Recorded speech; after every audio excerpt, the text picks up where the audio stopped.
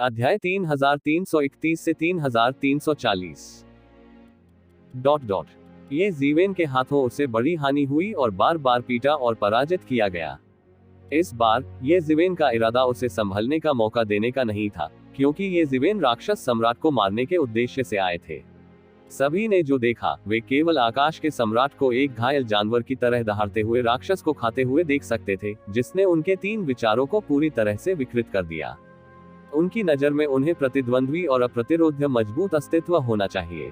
अब उन्हें वास्तव में ये जीवेन द्वारा फांसी पर लटका दिया गया है, जो उनके 3 विचारों को पूरी तरह से नष्ट कर देता है। जीवन के प्रति दृष्टिकोण रहने वाला है। हालांकि उन्हें भी अपने दिल में इसकी स्पष्ट उम्मीद थी, फिर भी जब ये जीवेन ने इसे लगभग चमत्कारी तरीके से किया तो उन्हें रोमांच महसूस हुआ, क्योंकि उन्हें एक अनियंत्रित राक्षस का जन्म होता दिख रहा है। राक्षस क्या है? राक्षस उनकी समझ से बहुत परे और उनके नियंत्रण से परे हैं। वे राक्षस हैं, अच्छे या बुरे।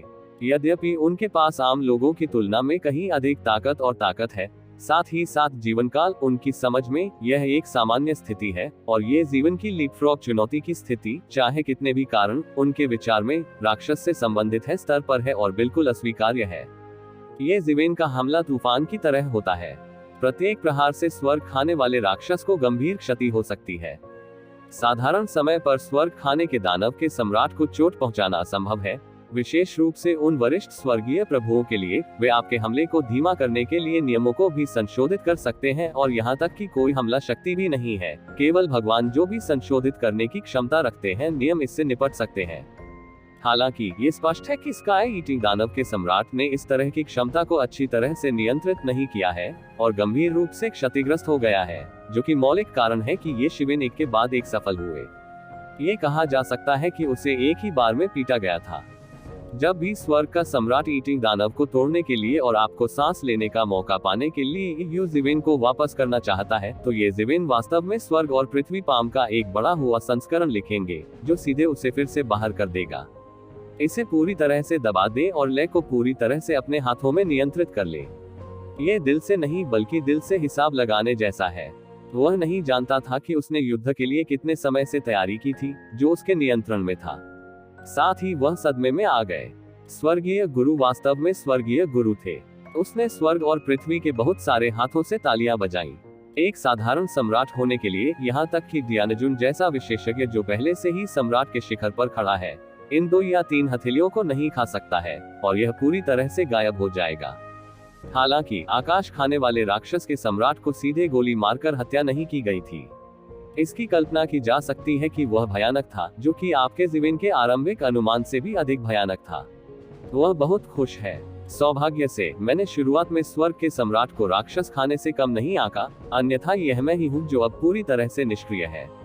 इस समय ये जीवेन जीवन और मृत्यु की लड़ाई नहीं लड़ रहे थे, बल्कि मार्शल आर्ट का अभ्यास कर रहे थे। 3000 मार्शल आर्ट की तरह ये जीवेन ये पता नहीं लगा सके कि उसके पास कितने मार्शल आर्ट हैं, क्योंकि प्रत्येक मार्शल आर्ट बहुत सारे मार्शल आर्ट विकसित कर सकता है। इस समय वे सभी पूरी तरह से विकसित हो गए, क्योंकि स्वर्ग के सम्राट की उसके सामने राक्षस को भक्षण करने की जीवन शक्ति उसके विचार से कहीं अधिक विशाल है। इसलिए उसके फोटो खिंचवाने के बारे में चिंता न करें। आप अपना सर्वश्रेष्ठ कर सकते हैं। लड़ाइयों की इस श्रृंखला ने तियानयाओ परिवार के सम्राट को स्तब्ध कर दिया, और हर कोई अपवाद नहीं था। जल्द ही तियानयाओ परिवार के सम्राटों और सम्राटों सहित सभी ने प्रतिक्रिया व्यक्त की। इस समय बिल्कुल पागल हैं। अपने नेता को देखते हुए, जो उनके परिवार की सबसे बड़ी आशा भी है, वे ये जीवेन द्वारा इस तरह पीटे जाने का विरोध कैसे कर सकते हैं। इससे कोई फर्क नहीं पड़ता कि आप प्रतिद्वंद्वी हैं या नहीं, आप सीधे उसी तीर को मौके पर ले जाते हैं और ब्रह्मांडीय सितारों में भाग जाते हैं। आपको लगता है कि आपकी गति तेज नहीं हो सकती। पहले क्योंकि मैंने सोचा था कि स्वर्ग खाने वाला राक्षस ये जीवेन को मारने वाला था, लेकिन ये सिर्फ हाथ फेरना है। ये बिल्कुल भी मुश्किल नहीं है, इसलिए उनका इरादा मदद करने का बिल्कुल भी नहीं है। लेकिन अब उन्हें पता चला है कि वे गलत हैं।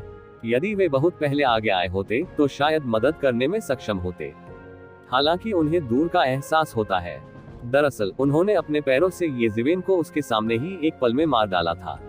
भक्षण करने वाले राक्षस परिवार के शेष 5 सम्राटों ने एक बड़ी श्रृंखला बनाई और एक पल में ये जीवेन को घेर लिया। चले जाओ और मर जाओ। ये जीवेन दहाड़ उठा। हालांकि आकाश भक्षक राक्षस परिवार के ये राजा महाराजा उसके लिए कोई खतरा पैदा करने के लिए पर्याप्त नहीं थे, बस कुछ समय की देरी करना पर्याप्त से अधिक था। वास्तव में उन्होंने ऐसा किया। अचानक वह आकाशभक्षी राक्षस से अलग हो गया। नहीं, ये जिवेन को तुरंत लगा कि तियानयाओ का सम्राट उसके नियंत्रण से बाहर है। उसे स्पष्ट रूप से महसूस हुआ कि तियानयाओ का सम्राट उसके हाथों मर जाएगा, जब तक इसमें कुछ और समय लगेगा। इस समय इन लोगों की रुकावट ने स्वर्ग खाने वाले राक्षस के सम्राट के लिए महत्वपूर्ण समय जीता। मरना। ये जिवेन की बाहें एक तेज तलवार में बदल गई और उसे काट दिया गया।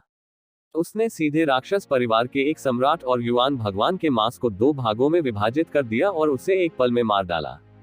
इस समय भूत परिवार के अन्य सम्राट डरे नहीं, बल्कि एक के बाद एक दौड़ पड़े। ओह ओह ओह। कई तलवारों के बाद सम्राटों को मौके पर ही आधा काट दिया गया। वे ये जिवेन को बिल्कुल भी नहीं रोक सके। यह आकाशभक्षी राक्षस कुल का एकमात्र सम्राट भी है।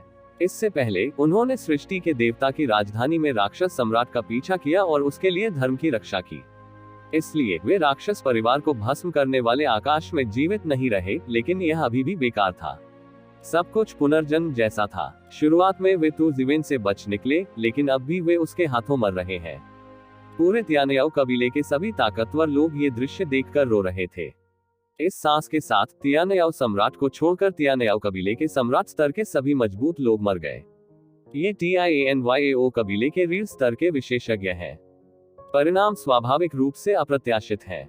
यदि तियानयाओ सम्राट अभी भी जीवित है तो ये ठीक है, यह अन्य जातियों के विशेषज्ञों को भी डरा सकता है। लेकिन यदि स्वर्ग खाने वाला राक्षस भी अप्रत्याशित है तो परिणाम अकल्पनीय है। उनका कत्लेआम और हत्या करना असंभव नहीं है। आखिरकार पिछले अनगिनत वर्षों में आकाश खाने वाले दानव कबीले के कितने लोग नाराज हैं, स्पष्ट रूप से गिनती करना कठिन है, विशेषकर आसपास के जातीय समूहों की। वे मूल रूप से आकाश खाने वाले राक्षस परिवार के साथ विरोधाभास रखते हैं। उनकी विशेष साधना पद्धतियां भी उनमें स्वाभाविक रूप से दूसरों के साथ विरोधाभास पैदा करती हैं। इस वजह से उनसे नफरत करने वाले लोग भी कम नहीं हैं। यहाँ तक कि उन लोगों के बीच भी जो स्वर्ग खाने वाले राक्षसों के सम्राट को स्वर्ग के दायरे में प्रवेश करने पर बधाई देने आए थे। मुझे डर है कि ऐसे कई लोग हैं जो स्वर्ग खाने वाले राक्षसों से मरना चाहते हैं। वे केवल स्वर्ग खाने वाले राक्षसों की शक्ति से डरते हैं, लेकिन कुछ भी कहने की हिम्मत नहीं करते। वे मूर्ख नहीं हैं और इनके बारे में नहीं जानते, लेकिन वे सोचते हैं कि आकाश को खाने वाले राक्षस परिवार की महिमा हमेशा बनी रहेगी और इसमें कोई रोक नहीं होगी। बात बस इतनी है कि वे कदम दर कदम गलत होते जाते हैं। टेहरान पर छापा मारने से पहले वे कल्पना नहीं कर सकते थे कि ऐसे परिणाम होंगे। उनके विचार में कोई समस्या ही नहीं है। हालांकि टेहरान का उत्थान हो चुका है, लेकिन पुराने शक्तिशाली लोगों की नजर में ये बिल्कुल भी कुछ नहीं है। ये सिर्फ एक उभरता हुआ सितारा है। वे शीर्ष 10 को छोड़कर उन्हें चिल्लाने और थप्पड़ मारने की हिम्मत करते हैं, और उन सुपर शिक्षकों से वे किससे डरते हैं। लेकिन मुझे उम्मीद नहीं थी कि इस समूह को भड़काना इतना मुश्किल है। टेहरान के साथ टकराव से सम्राट की मृत्यु हो गई। आकाशभक्षी राक्षस का सम्राट भी गंभीर रूप से घायल हो गया। उसके पूरे शरीर पर कोई अच्छा मांस नहीं था। खून बह गया और हड्डी का मलबा उड़ गया। आप उस दृश्य से बाहर आने का नाटक नहीं कर सकते। इतनी कीमत बहुत बड़ी है, बहुत बड़ी है। इतने सारे सम्राटों के उदय के बाद से उन्हें नहीं पता कि राक्षस परिवार को पालने में कितना समय और संसाधन लगे। यहाँ मरना बहुत बड़ी क्षति है, लेकिन उन्होंने कभी नहीं सोचा कि यह उनकी अपनी समस्या है। यह उनके जातीय समूह की प्रकृति है। वे बस ये जिवेन को घृणा की दृष्टि से आकाश में देखते थे और उसे टुकड़े टुकड़े कर देना चाहते थे। इस समय अंततः उन्हें एहसास हुआ कि यह विनाश के युद्ध में विकसित हो सकता है। उनके मन में कभी ऐसा विचार नहीं आया, लेकिन टेहरान अलग है। चूंकि उन्होंने इतने शक्तिशाली शत्रु को उकसाया, वे हर समय चिंतित रहते हैं कि यह विनाश के युद्ध में बदल जाएगा। उनके पास वापस लड़ने के अलावा कोई विकल्प नहीं है। युद्ध की तैयारी की डिग्री के संदर्भ में टेहरान और तियानयाओ कबीले के बीच और ये जिवेन और तियानयाओ सम्राट के बीच बहुत अंतर है। तुम्हें मार डालो, मुझे तुम्हें मारना ही होगा। स्वर्ग के राजा राक्षस की आवाज धीमी, कर्कश और बेकाबू क्रोध वाला था। वह पागल हो रहा था। हालांकि वह बच गया, लेकिन स्वर्ग खाने वाले राक्षस परिवार का आखिरी सम्राट ये जिवेन के हाथों मर गया। वह गंभीर रूप से घायल नहीं था और उसकी कोई जीवन शक्ति भी नहीं थी। क्या वह सब कुछ कर सकता है? ये कहना और भी हास्यास्पद है कि वह शीर्ष 10 से प्रतिस्पर्धा करना चाहता है। इतने कम समय में यह असंभव है। अगर वह जीत भी जाता है तो भी वह टेरान को जमीन पर गिरा देता है और सभी को मार डालता है। ये ज़िवेन ने जल्द ही अपना मूड शांत कर लिया। चूंकि उसे भागने की इजाजत थी, इसलिए गुस्सा करना बेकार था। इसके अलावा इस समय उनका आत्मविश्वास अभूतपूर्व ऊंचाई पर था। स्वर्ग का राजा राक्षस, जिस पर उसके द्वारा भारी प्रहार किया गया था, फिर से उससे बचना चाहता था। ये बिल्कुल असंभव था। वह जानता था कि यह वास्तविक संघर्ष का समय है। वह खुद को मार रहा था। जरा इसे देखो, अब आप कितनी शक्ति का उपयोग कर सकते हैं। ये ज़िवेन ने बेहोश होकर कहा कि नई चोटें और पुरानी चोटें उसके लिए एक बर्तन खाने के लिए पर्याप्त थी। वह अपनी सारी शक्ति का उपयोग नहीं कर सका, अन्यथा वह मर जाता। उसके पूरे शरीर की चोट को बाहर निकालने पर मृत्यु के अलावा कोई संभावना नहीं है, लेकिन अगर उसने अपने पूरे शरीर के कौशल को बाहर नहीं निकाला तो वह उसका प्रतिद्वंद्वी नहीं होगा। अब यह उसके लिए एक दुविधा है, इसलिए ये ज़िवेन को भरोसा है और जीत उसके हाथ में है। टिल्डा। अब स्वर्ग खाने वाला राक्षस बिना किसी अन्य कारण के इस दुविधा में पड़ गया है। ये ज़िवेन द्वारा पहले सावधानी पूर्वक तैयार की गई तलवार का इरादा इस स्थिति की जड़ है। यदि नहीं तो वह इस स्थिति में नहीं पड़ सकता। स्वर्ग खाने वाले राक्षस ने ये ज़िवेन को देखा और वह स्वाभाविक रूप से जानता था कि इस मामले में अगर उसने युद्ध शक्ति जारी नहीं की तो उसे ये ज़िवेन द्वारा मार दिया जाएगा, लेकिन अगर उसने अपना कौशल जारी किया तो उसके शरीर में भयानक चोट लगी उसे मार डालेगा। जब वह डकैती की घटना को अंजाम दे रहा था तब वह अपनी चोट से उबर नहीं पाया था। ये बिल्कुल भी कुछ नहीं था, लेकिन तब ये ज़िवेन की तलवार पूरी तरह से घायल हो गई थी। अभी गंभीर प्रहारों की एक श्रृंखला के अलावा उसके शरीर में लगी चोट सीधे एक बम में बदल गई थी जो उसे किसी भी समय मार सकती थी। ये सब उसके सामने वाले आदमी ने प्लान किया था। यदि आज उसे इसका अनुभव न होता तो वह कैसे विश्वास करता कि एक दिन कोई सम्राट को चुनौती दे सकता है। आज तुम भाग नहीं सकते, ये ज़िवेन ने बेहोश होकर कहा। ऐसा करके आप क्या अच्छा कर सकते हैं? मुझे अब से डर है, आपका अस्तित्व कुछ लोगों को सोने और जमकर खाने पर मजबूर कर देगा। सम्राट ने उदास होकर कहा। ये ज़िवेन को पता है कि वह किस बारे में बात कर रहा है। स्वर्गीय सत्ता को चुनौती नहीं दी जा सकती, भले ही वह गिर जाए। ये केवल उन विशेषज्ञों द्वारा ही किया जा सकता है जो स्वर्गीय प्राणी के समान है, लेकिन ये ज़िवेन ने इस मिथक को तोड़ दिया है। यह अजीब है कि जो स्वर्गीय प्राणी ऊंची वेदी पर स्थित है, वे ये ज़िवेन के बारे में अच्छी धारणा बना सकते हैं। उन स्वर्गीय प्राणियों में से एक को एक के रूप में गिना जाता है और प्रत्येक स्वर्ग खाने वाले राक्षसों के सम्राट से अधिक शक्तिशाली है। इन लोगों द्वारा उन पर नजर रखी जाती है। ये ज़िवेन के परिणाम अकल्पनीय है। उन्होंने सिर्फ उपहास किया और इस टिप्पणी को दिल पर नहीं लिया। उसे यह समझ नहीं आया। यदि उसने अपने शब्द बदल दिए तो मुझे डर है कि वह संभावित सम्राट को पसंद नहीं करेगा जो सम्राट को चुनौती दे सके, लेकिन उसके पास कोई अन्य विकल्प नहीं था। सब कुछ मजबूरी में करना पड़ा। यही मामला है। तो फिर चिंता की कोई बात है। यह उसका चरित्र नहीं है। तुम्हें देर करने की जरूरत नहीं है, क्योंकि यह बेकार है।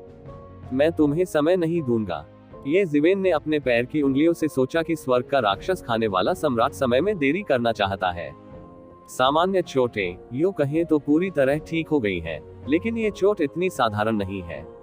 ये काफी है। हालांकि यह पूरी तरह से ठीक होने के लिए पर्याप्त नहीं है, लेकिन मेरे लिए सांस लेने और तुम्हें मारने के लिए ये काफी है। ये ज़िवेन के शिकार को देखते हुए सम्राट की आंखें बहुत भयानक हो गईं, जैसे किसी भयानक जानवर की आंखें। 5 चाल के भीतर तुम्हें मरना होगा। 5 चालें। ये ज़िवेन ने स्वाभाविक रूप से समझा कि स्वर्ग खाने वाला राक्षस मौत से लड़ने जा रहा था। वह 5 चालों में ही मर जाएगा। 5 चालों के अलावा उनकी मृत्यु हो गई। स्वर्ग खाने वाले राक्षस के सम्राट ने अंततः अपने लिए केवल 5 चालें जीती, लेकिन शीर्ष विशेषज्ञों के लिए यह पर्याप्त थी। बूम कहा। स्वर्ग के सम्राट ने राक्षस को एक क्षण में गोली मार दी। वह अपने जीवन में अद्वितीय थे। उन्होंने कभी भी उन शक्तिशाली मजबूत लोगों को दिल से नहीं लगाया। जिन वर्षों का उसने अनुभव किया वे बहुत लंबे थे।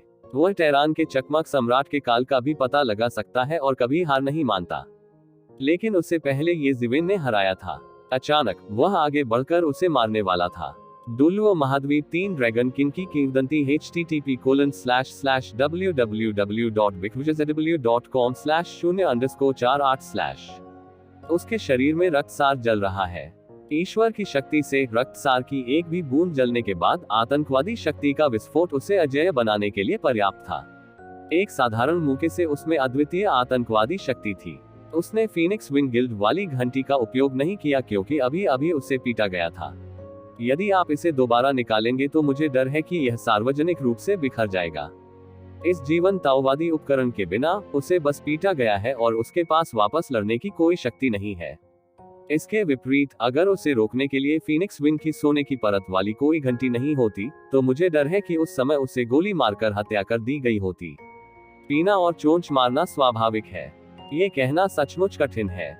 टकराना, ये ज़िवेन भी मात खाने को तैयार नहीं थी।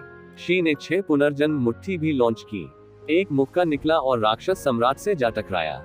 यह एक निर्णायक लड़ाई थी। केवल इस टक्कर ने तारा सागर के एक बड़े क्षेत्र को नष्ट कर दिया और सीधे पूरे युद्ध क्षेत्र को शून्य में बदल दिया। खड़खड़ाहट और टकराहट की आवाजें आती रहीं। यह एक अद्भुत टक्कर थी। संपूर्ण विश्व में भयंकर राक्षस सम्राट कराह रहा था। डैंग डैंग डैंग, ये ज़िवेन एक के बाद एक कुछ कदम पीछे हट गए। इस महत्वपूर्ण समय में स्वर्ग खाने वाले राक्षस के सम्राट ने अस्थायी रूप से स्वर्ग के स्तर पर लड़ाई फिर से शुरू की और जीवन सार को जलाकर उस तक पहुंच गए। ये चरम तो नहीं था, लेकिन ज्यादा बुरा भी नहीं था।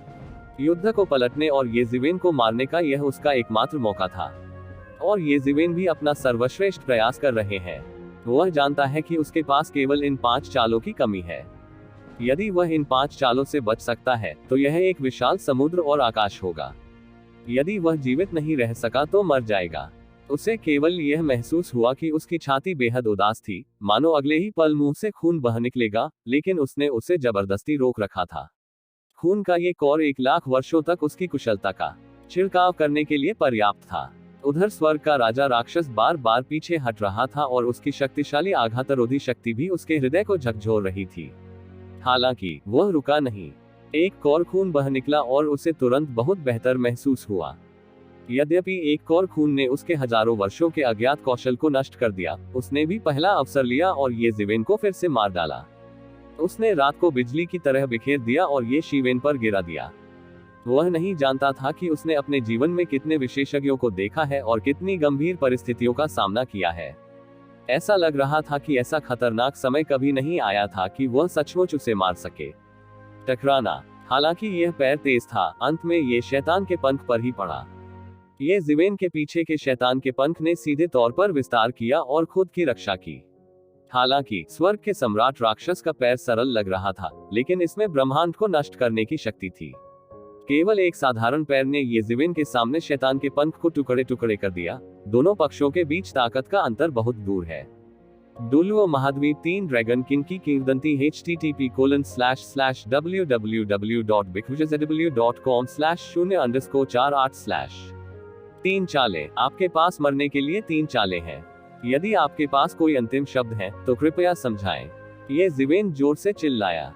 वह राक्षस सम्राट के दिमाग में हस्तक्षेप कर रहा था और अपने लिए समय खरीद रहा था। वो बस एक पल था, 1 सेकंड था। शायद उसे बस इसी पल की जरूरत थी। आपकी जान लेने के लिए 3 चालें बाकी हैं। जब सम्राट ने ये ज़िवेन की बातें सुनी तो वह तुरंत दहाड़ उठा। वो ये भी जानता था कि समय समाप्त हो रहा है। तब उसने देखा कि उसका कानून जल रहा है। जलते हुए कानून से प्राप्त महान शक्ति को उसने अपने शरीर में स्थापित कर लिया और फिर वह ये ज़िवेन को मारने के लिए दौड़ा। ब्रश, इस झटके ने अधिकांश शून्यता को बहा दिया। एक पल के लिए ऐसा लगा कि तुम ज़िवेन केवल ये देख पा रहे हो कि इस शून्य में वास्तव में ये सिर्फ यही प्रकाश था। वह ब्रह्मांडीय विस्फोट का प्रारंभिक बिंदु था। पूरे ब्लैक होल में विलक्षणता और हर चीज की उत्पत्ति थी। इसने अतीत को पूरी तरह से नष्ट कर दिया। ये ज़िवेन को पता था कि आखिरी समय में वह सावधान नहीं रह सकता। उसी दहाड़ के साथ एक सील शब्द उसके शरीर से उड़ गया और फिर सील शब्द एक जाल की तरह राक्षस सम्राट को भस्म करने की दिशा में दब गया। यह उसे सील करने के लिए था, लेकिन सील केवल एक पल के लिए ही टिकी रही और फिर यह पूरी तरह से टूट गई, जिससे राक्षस सम्राट के हमले के लिए इससे बड़ा खतरा नहीं हो सकता था। समय क्षेत्र, रुको, पिघल जाओ, ये ज़िवेन जोर से चिल्लाया। उसी समय उसके शरीर में समय क्षेत्र फैल गया। एक पल के लिए ऐसा लग रहा था कि हर समय धीमा हो रहा है और इंच दर इंच आगे बढ़ रहा है, लेकिन साथ ही इस बल से बनने वाली रोशनी प्रत्येक इंच के लिए कमजोर होगी। समय का तेजी से आगे बढ़ना और धीमी गति से आगे बढ़ना एक ही समय में काम करता है। इस बल की प्रगति को पूरी तरह से प्रभावित और विलंबित करता है।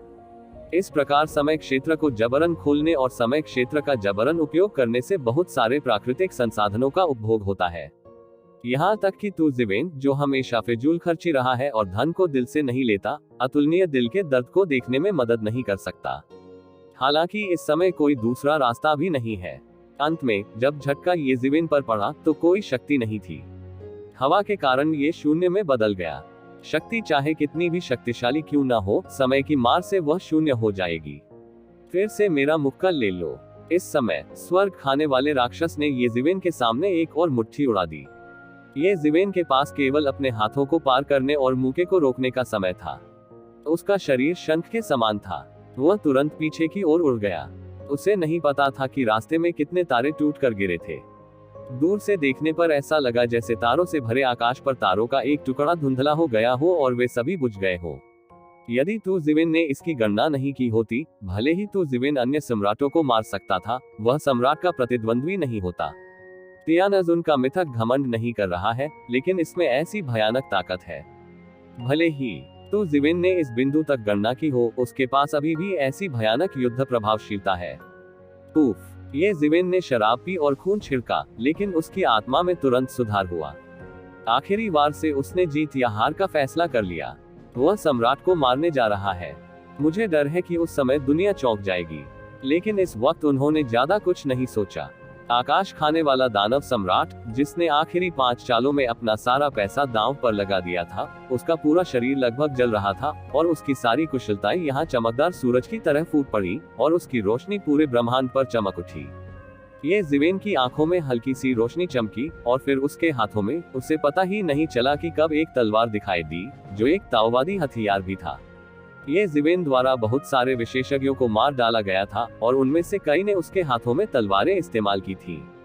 तभी दर्जनों ताओवादी वाद्ययंत्र ये जीवेन के हाथ में दिखाई दिए और फिर अचानक उड़ गए और सीधे राक्षस को खाने वाले स्वर्ग के सम्राट के पास उड़ गए। उसे उड़ा दो। ये जीवेन के तेज पे के साथ अंतहीन विस्फोट ने एक पल में सब कुछ निगल लिया और उसके सामने राक्षस खाने वाले आकाश के सम्राट को पूरी तरह से निगल लिया। दर्जनों ताओवादी हथियारों का एक साथ विस्फोट करना कितनी भयानक बात थी। वे सभी एक ही बार में विस्फोटित हो गए और पूरी आकाशगंगा उड़ गई। अंततः मर गया। ये जीवेन अंततः राक्षस सम्राट के जीवन की सांस को महसूस नहीं कर सका। इस बार तुम जीवेन आश्वस्त हो सकते हो कि स्वर्ग खाने वाला राक्षस वास्तव में मर चुका है और जीवन की कोई सांस नहीं है। दर्जनों ताओवादी हथियारों का सामूहिक विस्फोट एक भयानक बात है, लेकिन ये जीवेन अभी भी आश्वस्त हो सकते हैं कि वह दर्जनों ताओवादी हथियारों के सामूहिक विस्फोट से नहीं मारा गया था। उसे विस्फोट के बाद के झटके से घायल होना चाहिए था। वह अपने शरीर में लगी चोट को दबा नहीं सका और उसके शरीर में लगी चोट के कारण उसकी मौत हो गई। उसने दर्जनों ताओवादी उपकरणों के साथ सम्राट को मारने की कोशिश के बारे में सोचा भी नहीं होगा, जैसे भावी सम्राट दर्जनों छद्म ताओवादी उपकरणों के साथ सम्राट को मारना चाहता था। यह असंभव था और बिल्कुल भी स्तरीय बात नहीं थी। इसलिए तू जीवेन ने इस कार्ड को, जो कार्ड नहीं था, अपने पास रखा और जल्दबाजी में इसका उपयोग नहीं किया। इसके बजाय उन्होंने अंततः शॉट लेने के लिए अब तक इंतजार किया।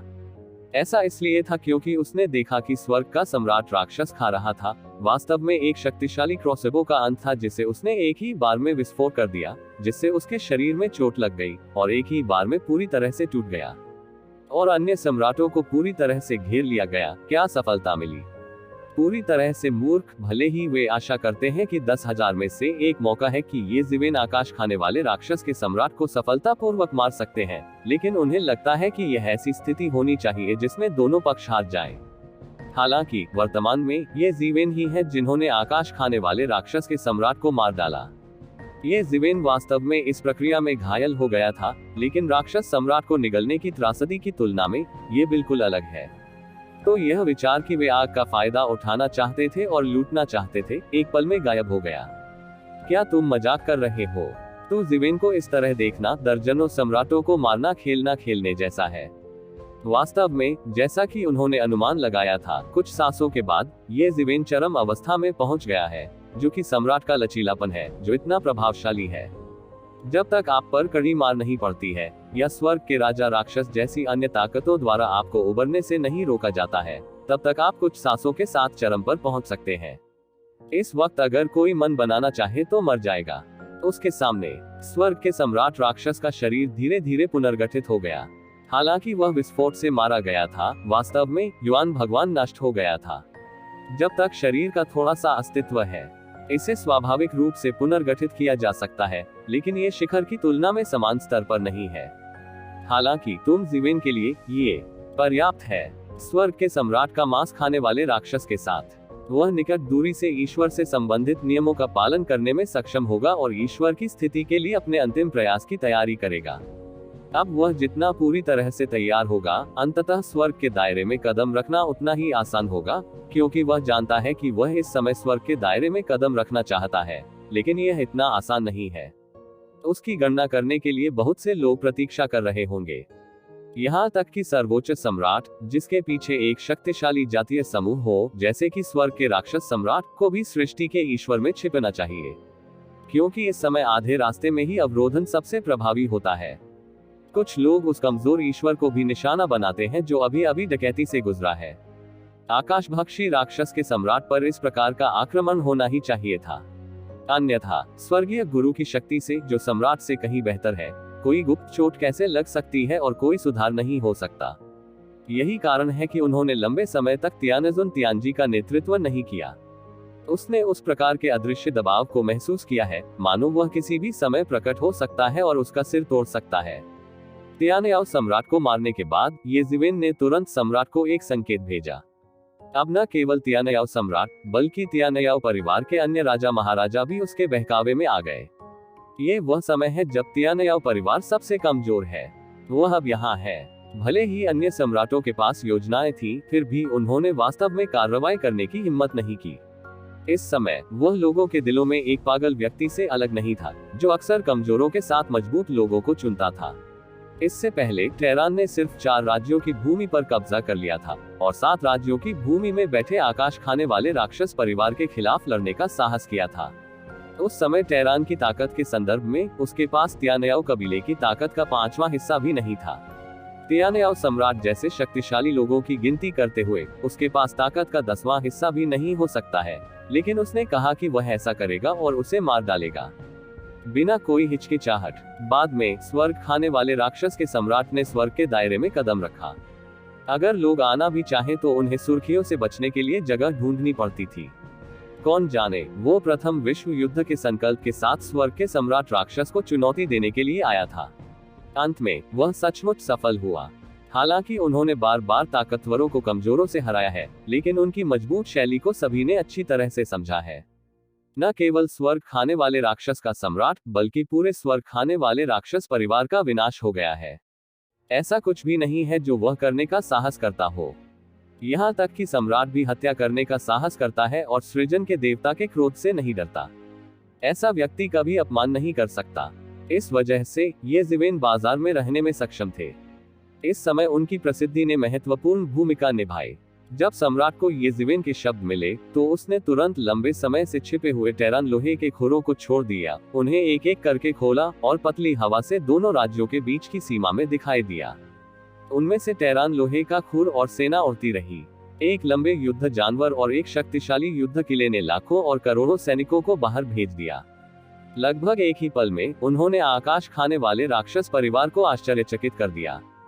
पहले टेरान पर आक्रमण के कारण भूत कबीले ने टेरान की दिशा में बहुत सारी सैन्य शक्ति तैनात की, लेकिन इसका कोई फायदा नहीं हुआ। इस बार ये हमेशा के लिए टेरान की नींव थी, या मौलिक युद्ध जो कभी भी पूर्ववत नहीं होगा, इसलिए उसने इसे बिल्कुल भी कम आंकने की हिम्मत नहीं की। व्यक्तिगत रूप से एक बड़े हाथ से उसने भक्षण करने वाले राक्षस परिवार की रक्षा पंक्ति को सीधे तोड़ दिया। सम्राट स्तर के इस विशेषज्ञ शॉट के बाद भक्षक राक्षस परिवार की रक्षा बहुत हास्यास्पद और बेकार लग रही थी। उल्लेख नहीं करने के लिए सम्राट के अलावा फैंगई और अन्य टेरान संबद्ध सम्राटों ने टेरान सेना के साथ मिलकर हमला किया। साथ ही पत्थर कबीला, अंधेरा कबीला और लीज भूमि में कई जातीय समूह टेरान के जागीरदार हैं। ये लड़ाई टेरान की पीढ़ियों से संबंधित है। हम उन्हें कैसे योगदान नहीं करने दे सकते। इसलिए टेरान सेना के बीच सभी जातीय समूहों की कई सहयोगी सेनाएं हैं। सभी जातीय समूहों के सम्राट भी सम्राट के आदेश के अधीन होते हैं और किसी भी समय लड़ने के लिए तैयार रहते हैं। कोई नहीं जानता कि वे अपने दिल में क्या सोचते हैं। यदि ये ज़िवेन विफल हो जाते हैं तो वे नहीं जानते कि वे अचानक दल बदल करेंगे या नहीं। लेकिन अब आखिरकार ये ज़िवेन जीत गए हैं, इसलिए पिछले सभी अनुमान निराधार हो गए हैं। अब तो ज़िवेन ने राक्षस सम्राट को मार डाला है। निकट भविष्य में टेरान का भविष्य असीमित है और ये ज़िवेन का भविष्य असीमित होगा। ऐसे महाबली व्यक्ति से भविष्य में बहुत लाभ होगा। इस समय वे स्वाभाविक रूप से प्रयास करने के लिए उत्सुक हैं। सम्राट द्वारा गोली चलाने के बाद कई अन्य सम्राटों ने भी उसी समय गोली चलाई। इन सम्राटों ने सामने से गोली चलाई और राक्षस सम्राट को भस्म करने वाली सेना इसे बिल्कुल भी नहीं रोक सकती। इससे कोई फर्क नहीं पड़ता कि उनकी रक्षा पंक्ति कितनी मजबूत है, ये केवल भावी सम्राट के लिए है। सम्राट के लिए यह उल्लेख करने योग्य नहीं है। एक स्पर्श से टूटना और हजारों मील दूर ढह जाना आसान है।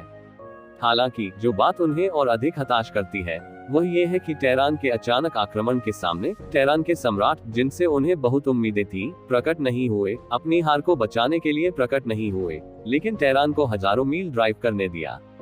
जल्द ही एक अफवाह उड़ गई कि सम्राटों का वध कर दिया गया है। मूल रूप से उन्हें इस खबर पर विश्वास नहीं हुआ। क्या तुम मजाक कर रहे हो? उन्होंने न केवल राक्षस परिवार के सम्राटों को बल्कि उन शक्तिशाली सम्राटों को भी खा लिया जिन्होंने उन्हें परेशान करने का साहस किया था। इसलिए शुरुआत में उन्होंने केवल यही सोचा कि टेरान मौत की तलाश में था, लेकिन जल्द ही उन्हें पता चला कि यह गलत था। यदि यह झूठ था तो इसी समय बादशाहों को प्रकट हो जाना चाहिए था।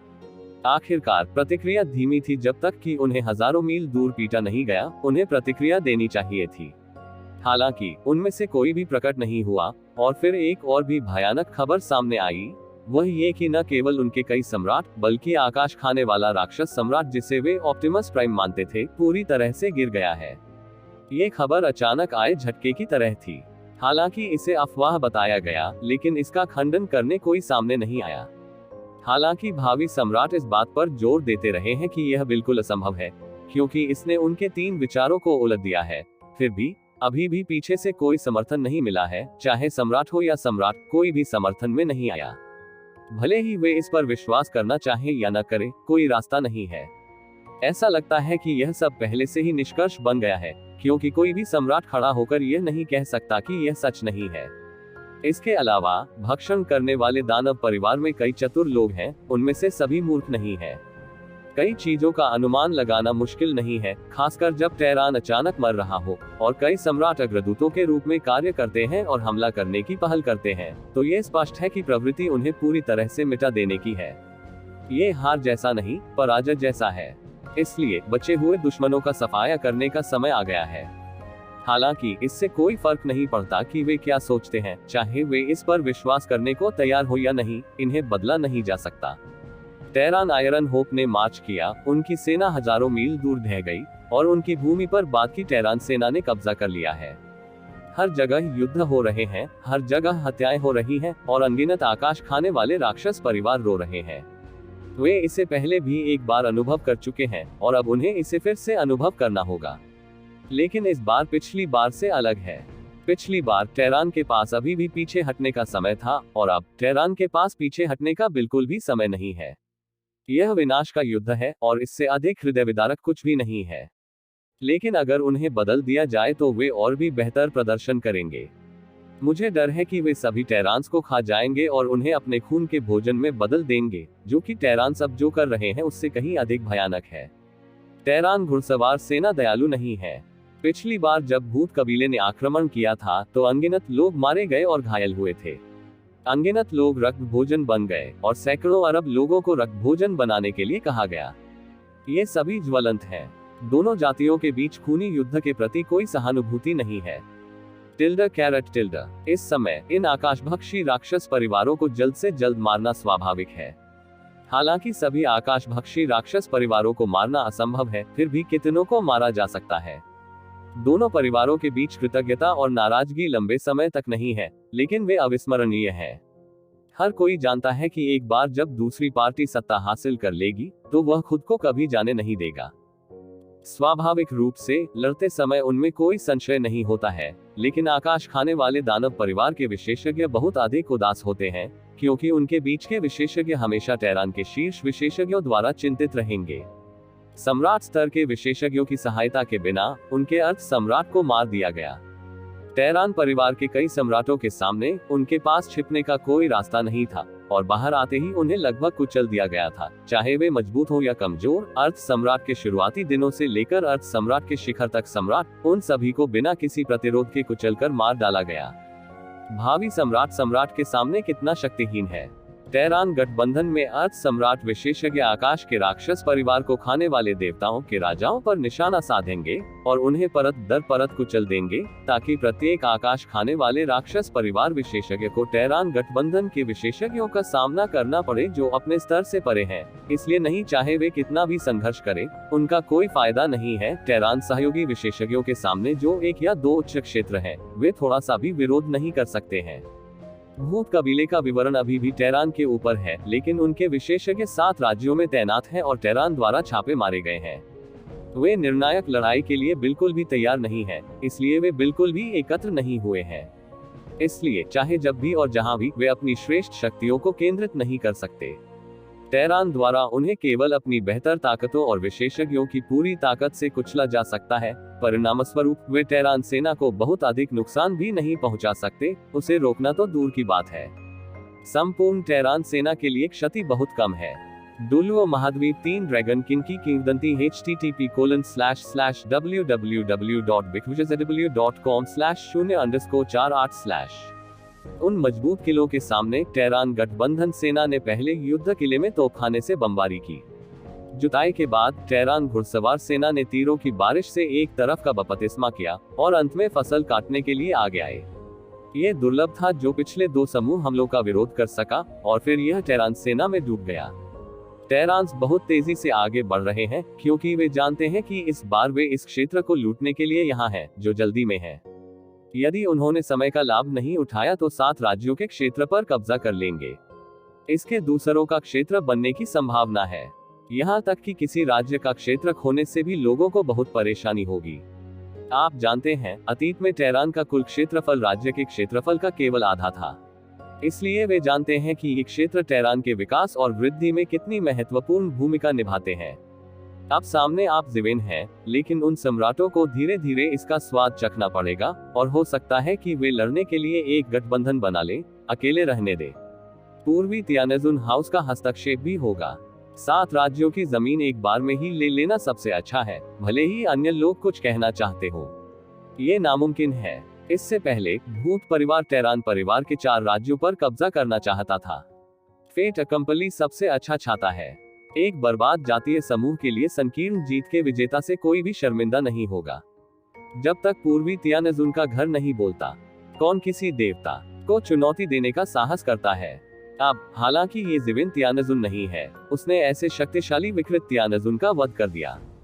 ये बिल्कुल अनुल्लंघनीय है। कुछ हद तक तू जिवेन आज सम्राट से अलग नहीं है। सम्राट के लिए ये स्वाभाविक रूप से भिन्न है। हालांकि कई सम्राटों के लिए ये समान है, क्योंकि वे वैसे भी प्रतिद्वंद्वी नहीं है। टेरेंस को अब जो करना है वह पूर्वी तियानजुन हाउस की प्रतिक्रिया से पहले 7 राज्यों की भूमि को अपनी कमान में लाना है, जिसके परिणामस्वरूप एक निश्चित उपलब्धि होगी। उस समय ये जिवेन स्वाभाविक रूप से पूर्वी तियानजुन हाउस के साथ बातचीत करेंगे। इसके अलावा ये जिवेन सम्राट से सहमत थे कि वह पूर्वी तियानजुन के शिविर में शामिल हो गए थे। इसके लिए ईस्ट तियानजुन हाउस को भी ज्यादा नहीं, बल्कि आंखें मूंद लेनी चाहिए। किसी भी स्थिति में आकाश को खाने वाले दानव परिवार और तेजी से बढ़ते टेरान परिवार के लिए लड़ना इसके लायक नहीं है। ये सच्चाई कि लोग ठंडी चाय में चलते हैं, पेड़ गिरते हैं और बंदर तितर बितर हो जाते हैं, न केवल टेरान्स के बीच लागू होता है, बल्कि टेरान्स के नष्ट होने पर भी वही परिणाम होता है। ये सामान्य है। सृष्टि के ईश्वर में हर दिन जातीय समूह नष्ट होते थे और हर दिन नए जातीय समूह पैदा होते थे। जातीय समूहों का पर्याय ही सभी चीजों की नैतिकता है। इस विश्व युद्ध में शामिल केवल 2 प्रमुख जातीय समूहों को ही पूरे पूर्वी क्षेत्र में शक्तिशाली सुपर जातीय समूह माना जा सकता है, जिनका इतना बड़ा प्रभाव है। अन्यथा एक छोटा सा जातीय समूह विलुप्त हो जाएगा, किसी को वास्तव में परवाह नहीं है। समय का लाभ उठाने के लिए बड़े राज्य पर विजय प्राप्त करने के बाद जहां गोबलिन कबीले और टेरान कबीले जुड़े हुए हैं, पीछे बचे लोगों के अलावा उन्होंने तुरंत अपने सैनिकों को 6 मार्गों में विभाजित किया और क्रमशः अन्य 6 राज्यों को मार डाला ताकि बचाया जा सके। जितना संभव हो उतना समय। ये जिवेन ने जितनी जल्दी हो सके 7 राज्यों पर कब्जा कर लिया और साथ ही वह निष्क्रिय नहीं था। वह जानता था कि यह 3000 अवतारों को सीधे स्वर्ग गुरु के कबीले में बदलने का महत्वपूर्ण समय था। यह स्वर्ग भूत कबीले का सबसे खूबसूरत हिस्सा है। ये सबसे उन्नत जगह भी है। हर समय एक सज्जन का पहरा रहेगा ताकि कोई बर्बाद न हो, लेकिन अब राक्षस परिवार के सम्राट और भगवान को ये ज़िवेन ने उड़ा दिया है और बाकी ये ज़िवेन के लिए कोई खतरा पैदा करना असंभव है। केवल 3000 अवतार ही समस्त आकाशभक्षी राक्षस कुल की पैतृक भूमि को नष्ट करने के लिए पर्याप्त है। पुराने अर्ध सम्राट जो कई वर्षों से इसमें छिपे हुए हैं और केवल सम्राट के दायरे को तोड़ने की प्रतीक्षा कर रहे हैं, वे भी मार रहे हैं।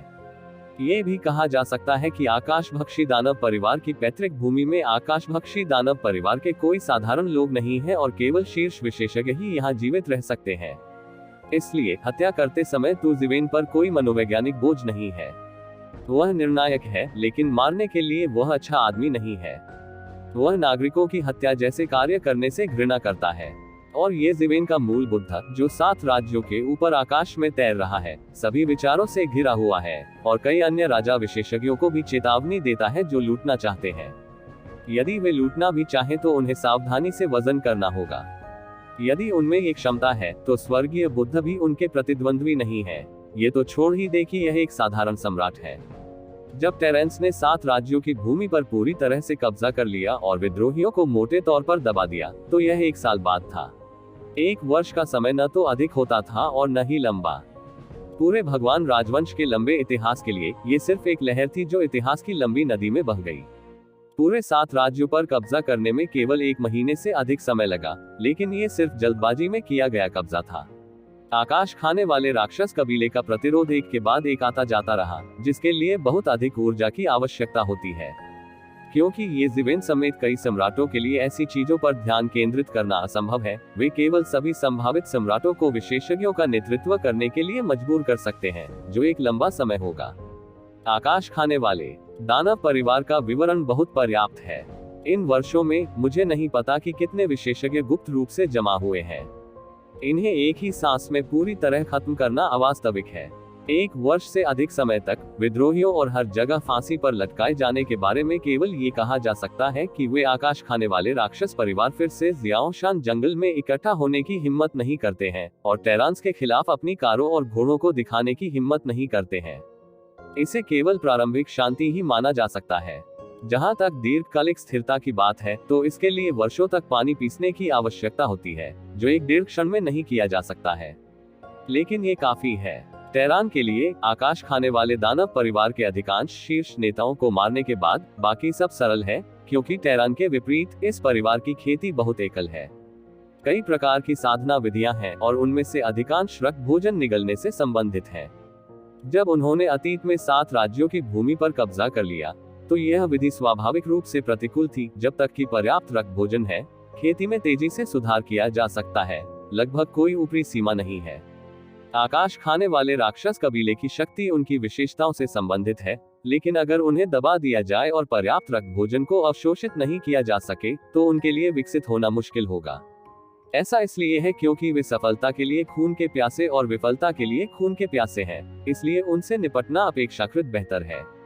जब तक उनका विकास सीमित है, तब तक आकाश खाने वाले राक्षस परिवार के लिए किसी भी लहर को पलटना असंभव है। इसके अलावा इस वर्ष के दौरान आकाश खाने वाले राक्षस परिवार के अधिकांश विशेषज्ञों ने विद्रोह में भाग लिया और उनका वध कर दिया गया।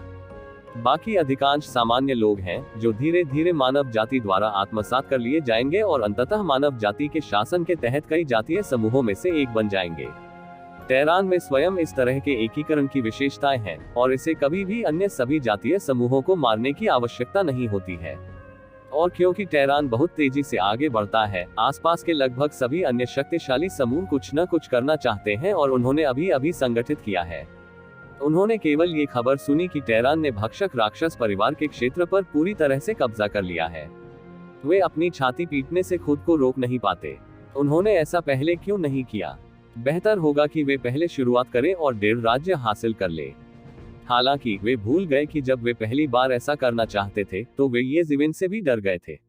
उसने अभी अभी स्वर्ग की महिमा का वध किया था। यह अभी भी बहुत भयावह था। ऐसी परिस्थितियों में ये ज़िवेन की बाघ दाढ़ी का अपहरण करने की हिम्मत हर किसी में नहीं थी।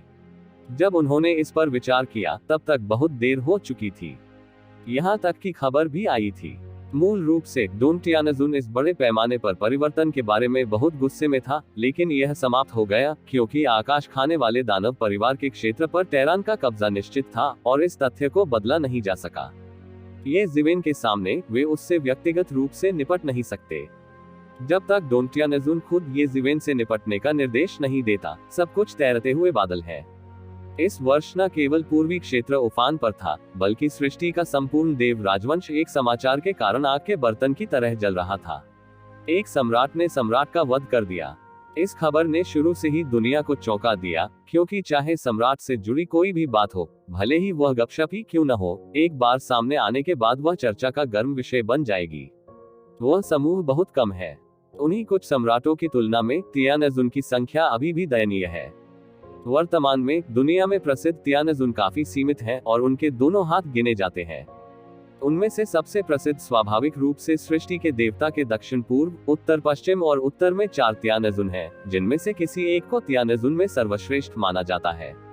एक व्यक्ति की ताकत किसी क्षेत्र के मजबूत अस्तित्व को डराने के लिए काफी है। हालांकि इसका मतलब यह नहीं है कि अन्य स्वर्गीय प्रभुओं को कम ध्यान दिया जाता है।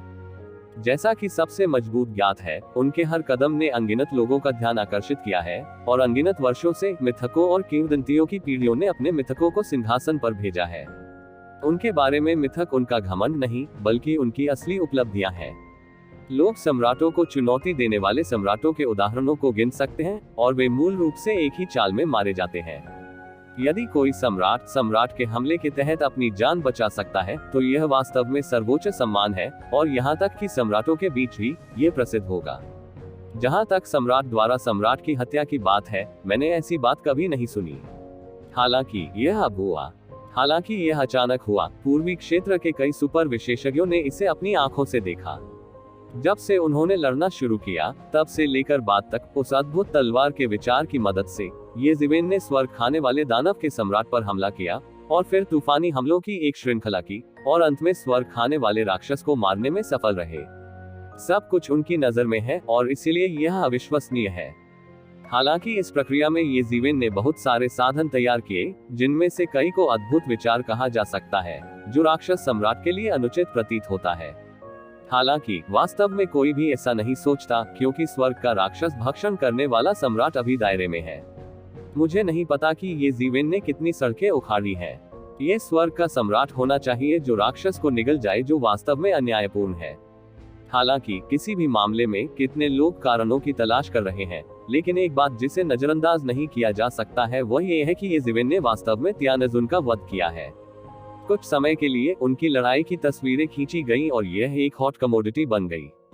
हालांकि आप इसे केवल दूर से देखते हैं, आप वास्तव में कुछ भी स्पष्ट रूप से नहीं देख सकते हैं और आप इसे केवल सम्राट के ऊपर ही देख सकते हैं। अन्यथा, यदि आप वास्तव में इसमें युआन भगवान की जांच करते हैं, तो आपको विस्तारित छाया और राक्षस सम्राट की तेज मार्शल इच्छाशक्ति में ये ज़िवेन द्वारा गला घोंटकर राख कर दिया जाएगा। लेकिन फिर भी यह अभी भी हर किसी के उत्साह को रोक नहीं सकता है। कई लोग ये ज़िवेन की लड़ाई को पाठ्यपुस्तक मानते हैं। टेम्पलेट। ऐसे 1 या 2 से अधिक लोग हैं जो भगवान को मारना चाहते हैं, लेकिन कोई भी कभी सफल नहीं हुआ है, लेकिन एक बार कोई सफल हो जाता है। यदि स्वर्गीय गुरु का मिथक टूट गया, तो परिणाम अकल्पनीय होंगे। हालांकि ये ज़िवेन को स्पष्ट रूप से पता है कि यह केवल एक व्यक्ति है और इसकी नकल नहीं की जा सकती।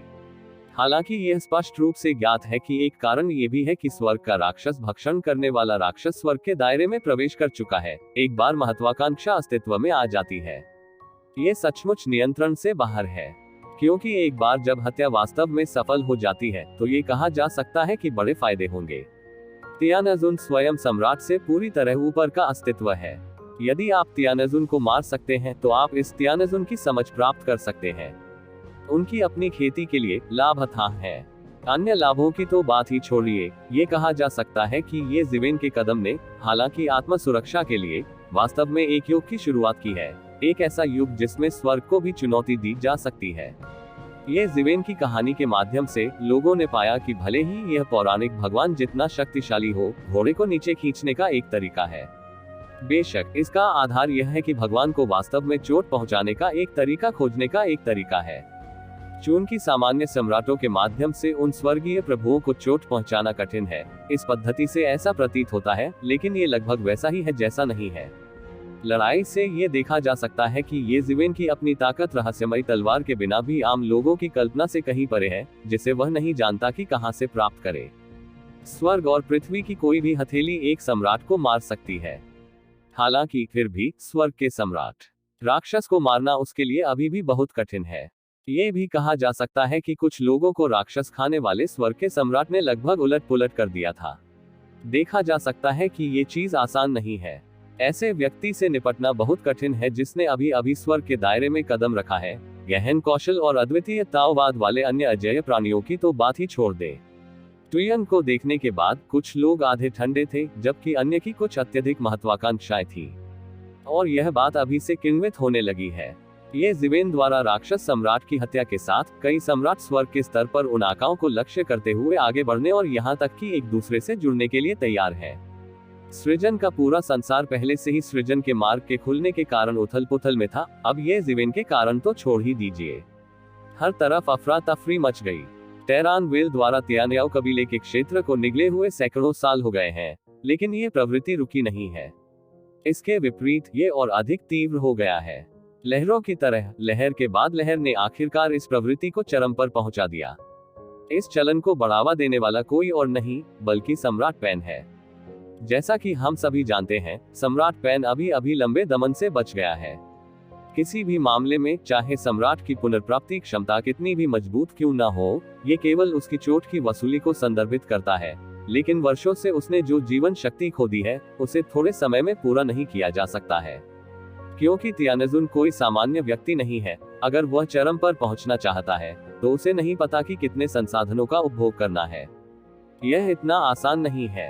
अन्य स्वर्गीय राजाओं की तुलना में शायद ये सबसे अच्छा विकल्प है। इसलिए यह पता चला कि 20 से अधिक सम्राटों और बाहरी सम्राटों ने शांतपन स्वर्गीय महल को मारने के लिए हाथ मिलाया और उसे आश्चर्यचकित कर दिया। सम्राट के कुछ भूदाव निशानों पर भरोसा करते हुए, जो नहीं जानता था कि कैसे प्राप्त किया जाए, उसने सम्राट पेन को मारने और मारने की कोशिश की।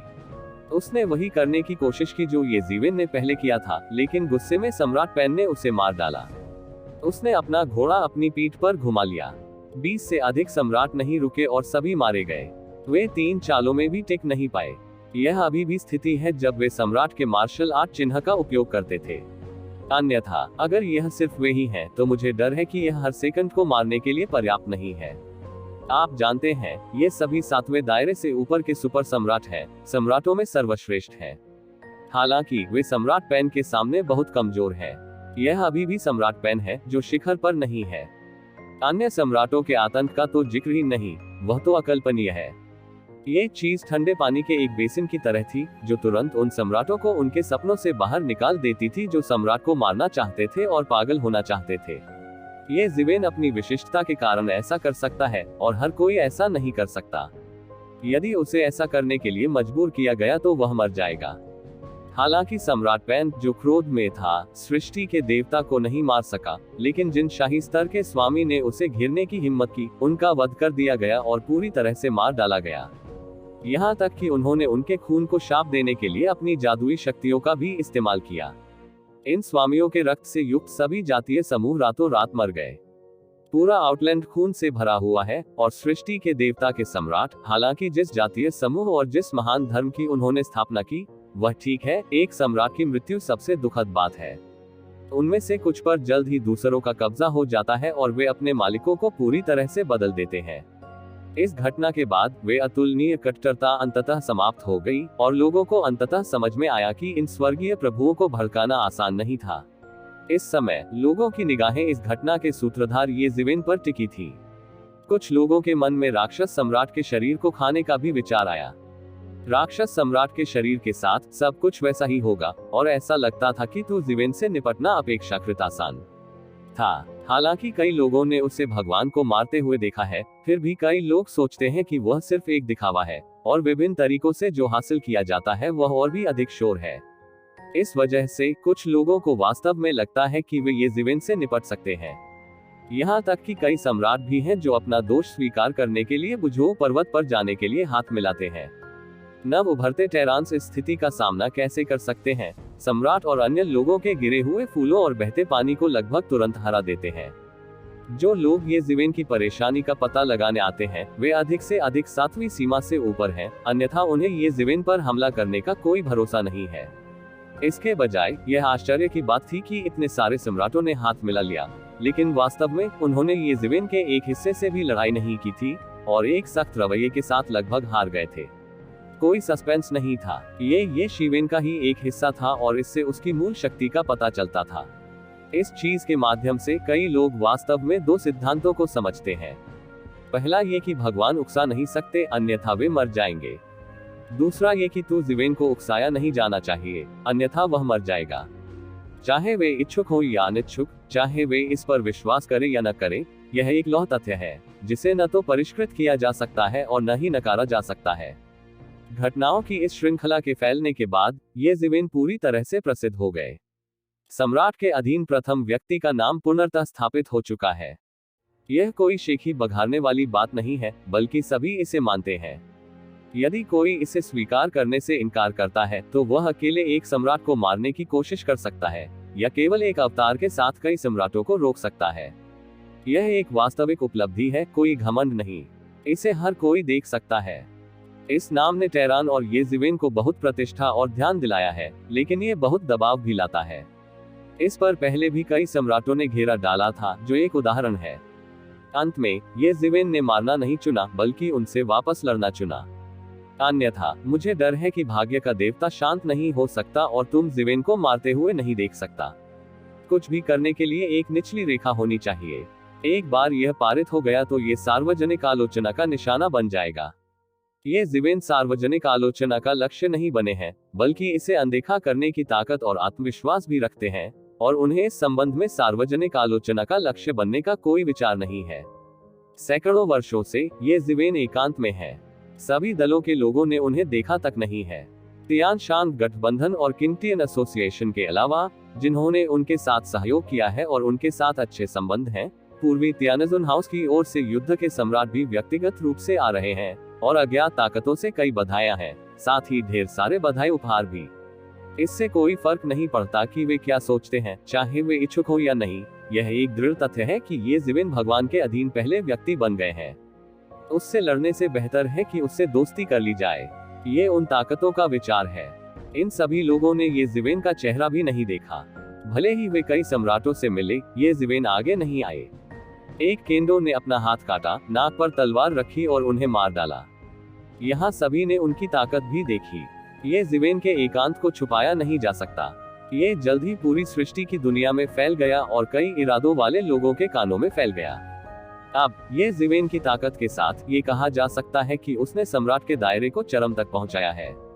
हालांकि अपनी ताकत के साथ उसे अभी भी दीर्घकालिक एकांत की आवश्यकता है। क्या कारण है? जाहिर तौर से इसका पौराणिक स्वर्ग क्षेत्र पर प्रभाव पड़ना चाहिए। मूल रूप से ये ज़िवेन के पास समय नहीं था। स्वर्ग के सम्राट राक्षस ने उसे अपनी भौहें जलाने के लिए मजबूर किया था। अब तो उसके पास बहुत समय है, वह कैसे न टूटता। अब उन्हें सम्राट के अधीन प्रथम व्यक्ति के रूप में जाना जाता है।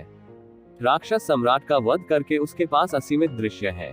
हालांकि चाहे वह कितना भी सुंदर क्यों न हो, उसने सम्राट के दायरे में कदम नहीं रखा है। इस समय कोई सफलता नहीं है, लेकिन कब? बहुत से लोग समझते हैं कि वे इंतजार कर रहे हैं।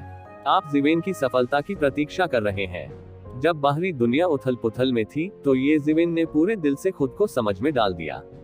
वह बाहरी दुनिया के उतार चढ़ाव को नहीं जानता था, लेकिन इस वजह से उसे एक अच्छी नींव रखने की जरूरत थी, क्योंकि वह जानता था कि अगर वह डकैती से बचना चाहता है तो वह शांत नहीं रहेगा। उसने इस तथ्य का लाभ उठाया कि स्वर्ग खाने वाले राक्षस ने अभी अभी आकाश डकैती को समाप्त किया था, जबकि वह अभी भी आहत था।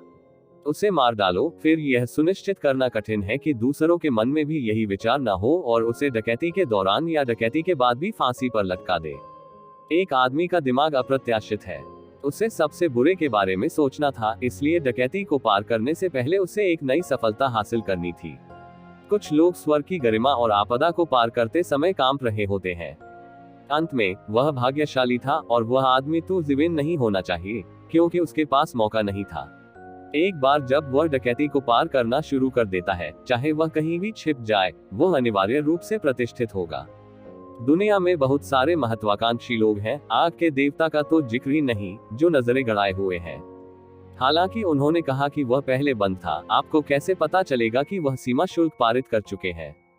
भले ही वह अभी बाहर न जाए, लेकिन उस समय बाहर जाना संभव है, जिसे उसे ध्यान में रखना चाहिए।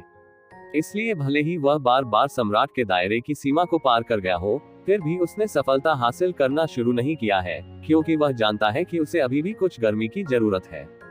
दिव्य दरबार में ये जिवेन बादल के बिस्तर पर खड़ा है। उसके पीछे मिंगक्सिन का प्राचीन पेड़ चमक रहा है। उसके सामने ताओवादी धर्मग्रंथों की पत्थर की नक्काशी है। इस पर चित्रित प्रत्येक प्राचीन पात्र मार्ग की रोशनी बिखेर रहा है। ये सीधे रास्ते की ओर इशारा करने वाला पाठ है। ये रहस्यमय और गूढ़ है, कई अकथनीय सत्यों को दर्ज करता है। हर कोई इससे जो समझ सकता है वह काफी अलग है। उसी समय उसके बाईं ओर स्वर्ग के सम्राट का मांस खाने वाले दानव का मांस शून्य में बैठ गया, ऊपर और नीचे तैरता हुआ, और सम्राट के विभिन्न कानून तो जिवेन के संदर्भ के लिए प्रकट हुए। कई क्षमताएं और कानून जो केवल सम्राट के हैं, उसकी नजर में हैं, और प्रत्येक उसे बड़ी प्रेरणा प्रदान कर सकता है। तियानाजुन स्वर्ग और पृथ्वी के निर्माण को जब्त करने के अस्तित्व के योग्य है। इसमें निहित सच्चाई आम लोगों की कल्पना से बिल्कुल परे है। सम्राट का भी विश्लेषण करना कठिन है। इसे संभव होने में वर्षों लग जाते हैं। केवल ये जिवेन रहस्यमय स्थान के समर्थन पर भरोसा करते हुए स्वर्ग की जानकारी और धारणा का तुरंत विश्लेषण कर सकता है जो उससे संबंधित है। इसके अलावा उसके शरीर में फॉर्चून के जुबानदान और तियानिक्स गोली को उसके पेट में निगल लिया गया था। लगातार घूमते हुए औषधीय क्यूई के टुकड़ों को बाहर निकाल दिया गया था, जिसे उसके शरीर द्वारा अवशोषित किया गया था।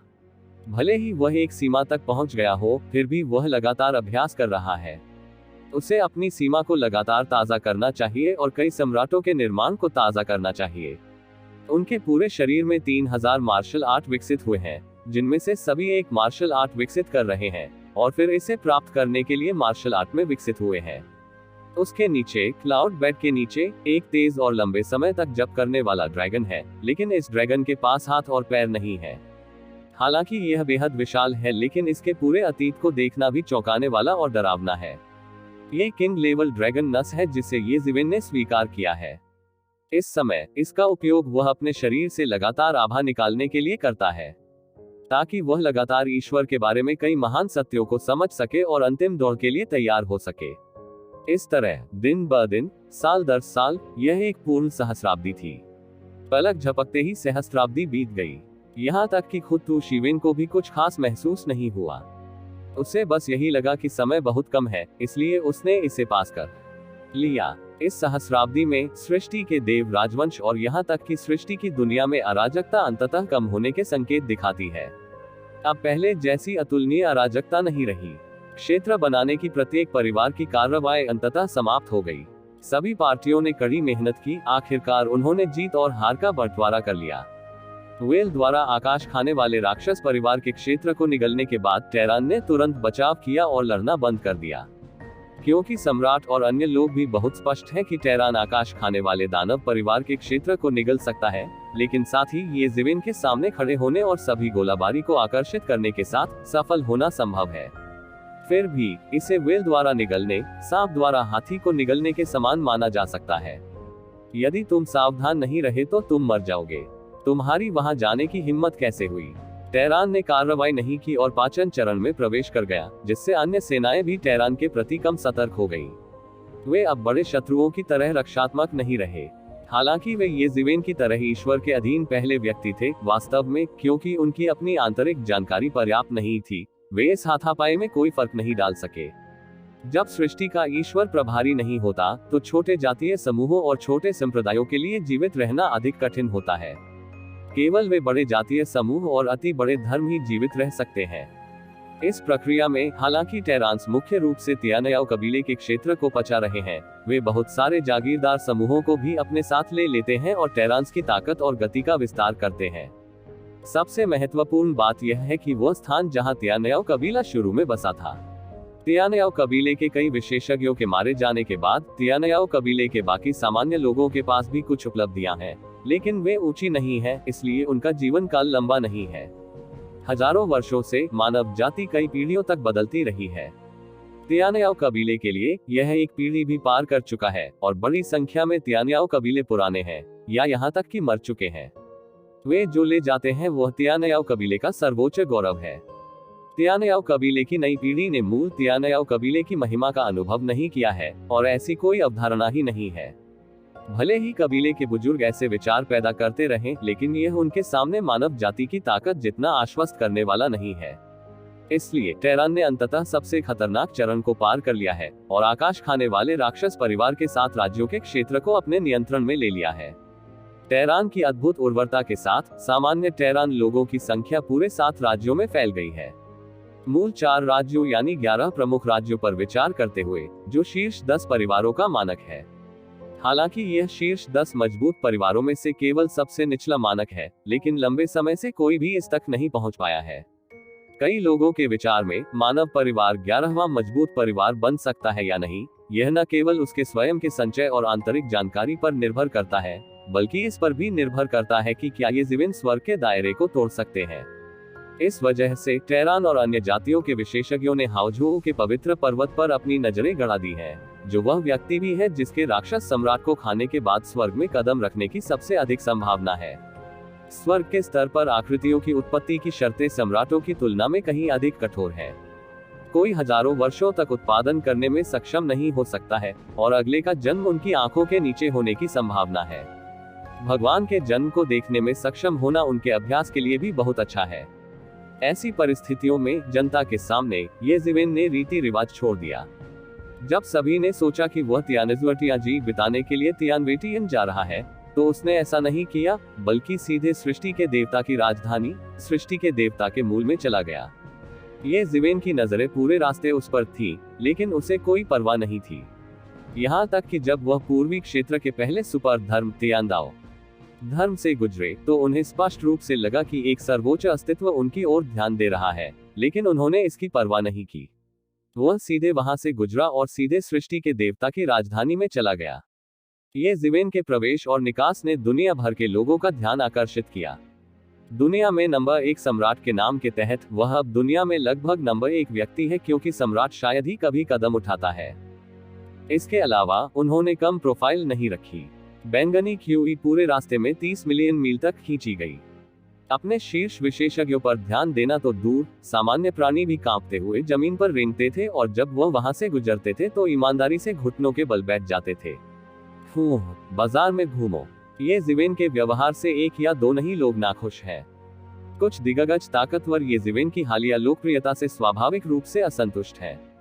हालांकि वे जानते हैं कि वह जो करता है वह आम लोगों के लिए करना मुश्किल है, फिर भी वे नाखुश हैं। ऐसी युवा पीढ़ी को देखकर जो नहीं जानता कि वह कब ताओवादी बनेगा, वह वास्तव में उसके सिर पर चढ़ गया, दुनिया का तथाकथित पहला व्यक्ति बन गया, इससे उन्हें कैसा महसूस होता है। हालांकि फिर भी जो लोग आमने सामने आलोचना करने का साहस करते थे, वे अब मौजूद नहीं है। जिन लोगों ने ये जीवेन के खिलाफ लड़ने की हिम्मत की, उन्होंने पहले ही संयुक्त रूप से झो शिनशान को मार डाला था और उसके द्वारा आसानी से खदेड़ दिया गया था। ये जीवेन ने सृष्टि के देवता की राजधानी में प्रवेश किया, जो उनकी लगातार कम महत्वपूर्ण शैली के अनुरूप नहीं है, लेकिन वह एक बात बेहतर जानते हैं। कभी कभी कम महत्वपूर्ण बात अच्छी बात है, लेकिन अगर सब कुछ कम महत्वपूर्ण है तो यह अच्छी बात नहीं होगी। क्या हमें हाई प्रोफाइल रखना चाहिए या हाई प्रोफाइल रखना चाहिए? हमें हर किसी को ये बताना चाहिए कि वह शक्तिशाली है। यदि उनका स्थान युद्ध के सम्राट ने ले लिया होता, जो बहुत पहले से अस्तित्व में है, तो क्या तब भी ऐसा होता कि सम्राटों ने बुजौशान को घेर लिया होता? इस समय वह बाहर टेरान का बैनर है। उनकी कम कुंजी कई लोगों को ये सोचने पर मजबूर कर देगी कि टेरान कमजोर और धोखेबाज है। 10,000 जातीय समूहों की इस अशांत दुनिया में तथाकथित शांतिपूर्ण विकास एक मजाक है। केवल जीवन और मृत्यु और केवल कठिनता ही लोगों को यह महसूस नहीं कराएगी कि आपको धमकाया गया है। भले ही टेरान उन तूफानों का सामना कर सके, लेकिन इससे इसके विकास में देरी होगी। अब तुम्हें जीवेन को ऑप्टिमस का स्तंभ बनना है और टेरान आकाश का समर्थन करना है। टेरान के इतिहास में ऐसे लोगों की कोई कमी नहीं है। मानव जाति के 3 पूर्वजों में से एक चकमक सम्राट ने स्वर्ग और सृष्टि की दुनिया में ऐसा किया। 3 सम्राटों के जन्म और 5 सम्राटों के आगमन के बाद टेरान की स्थिति स्थापित हुई और फिर किन सम्राट का जन्म हुआ। पुराने पहाड़ों और नदियों को उठाएं और एक व्यक्ति की ताकत से टेरान आकाश का एक टुकड़ा ले जाएं।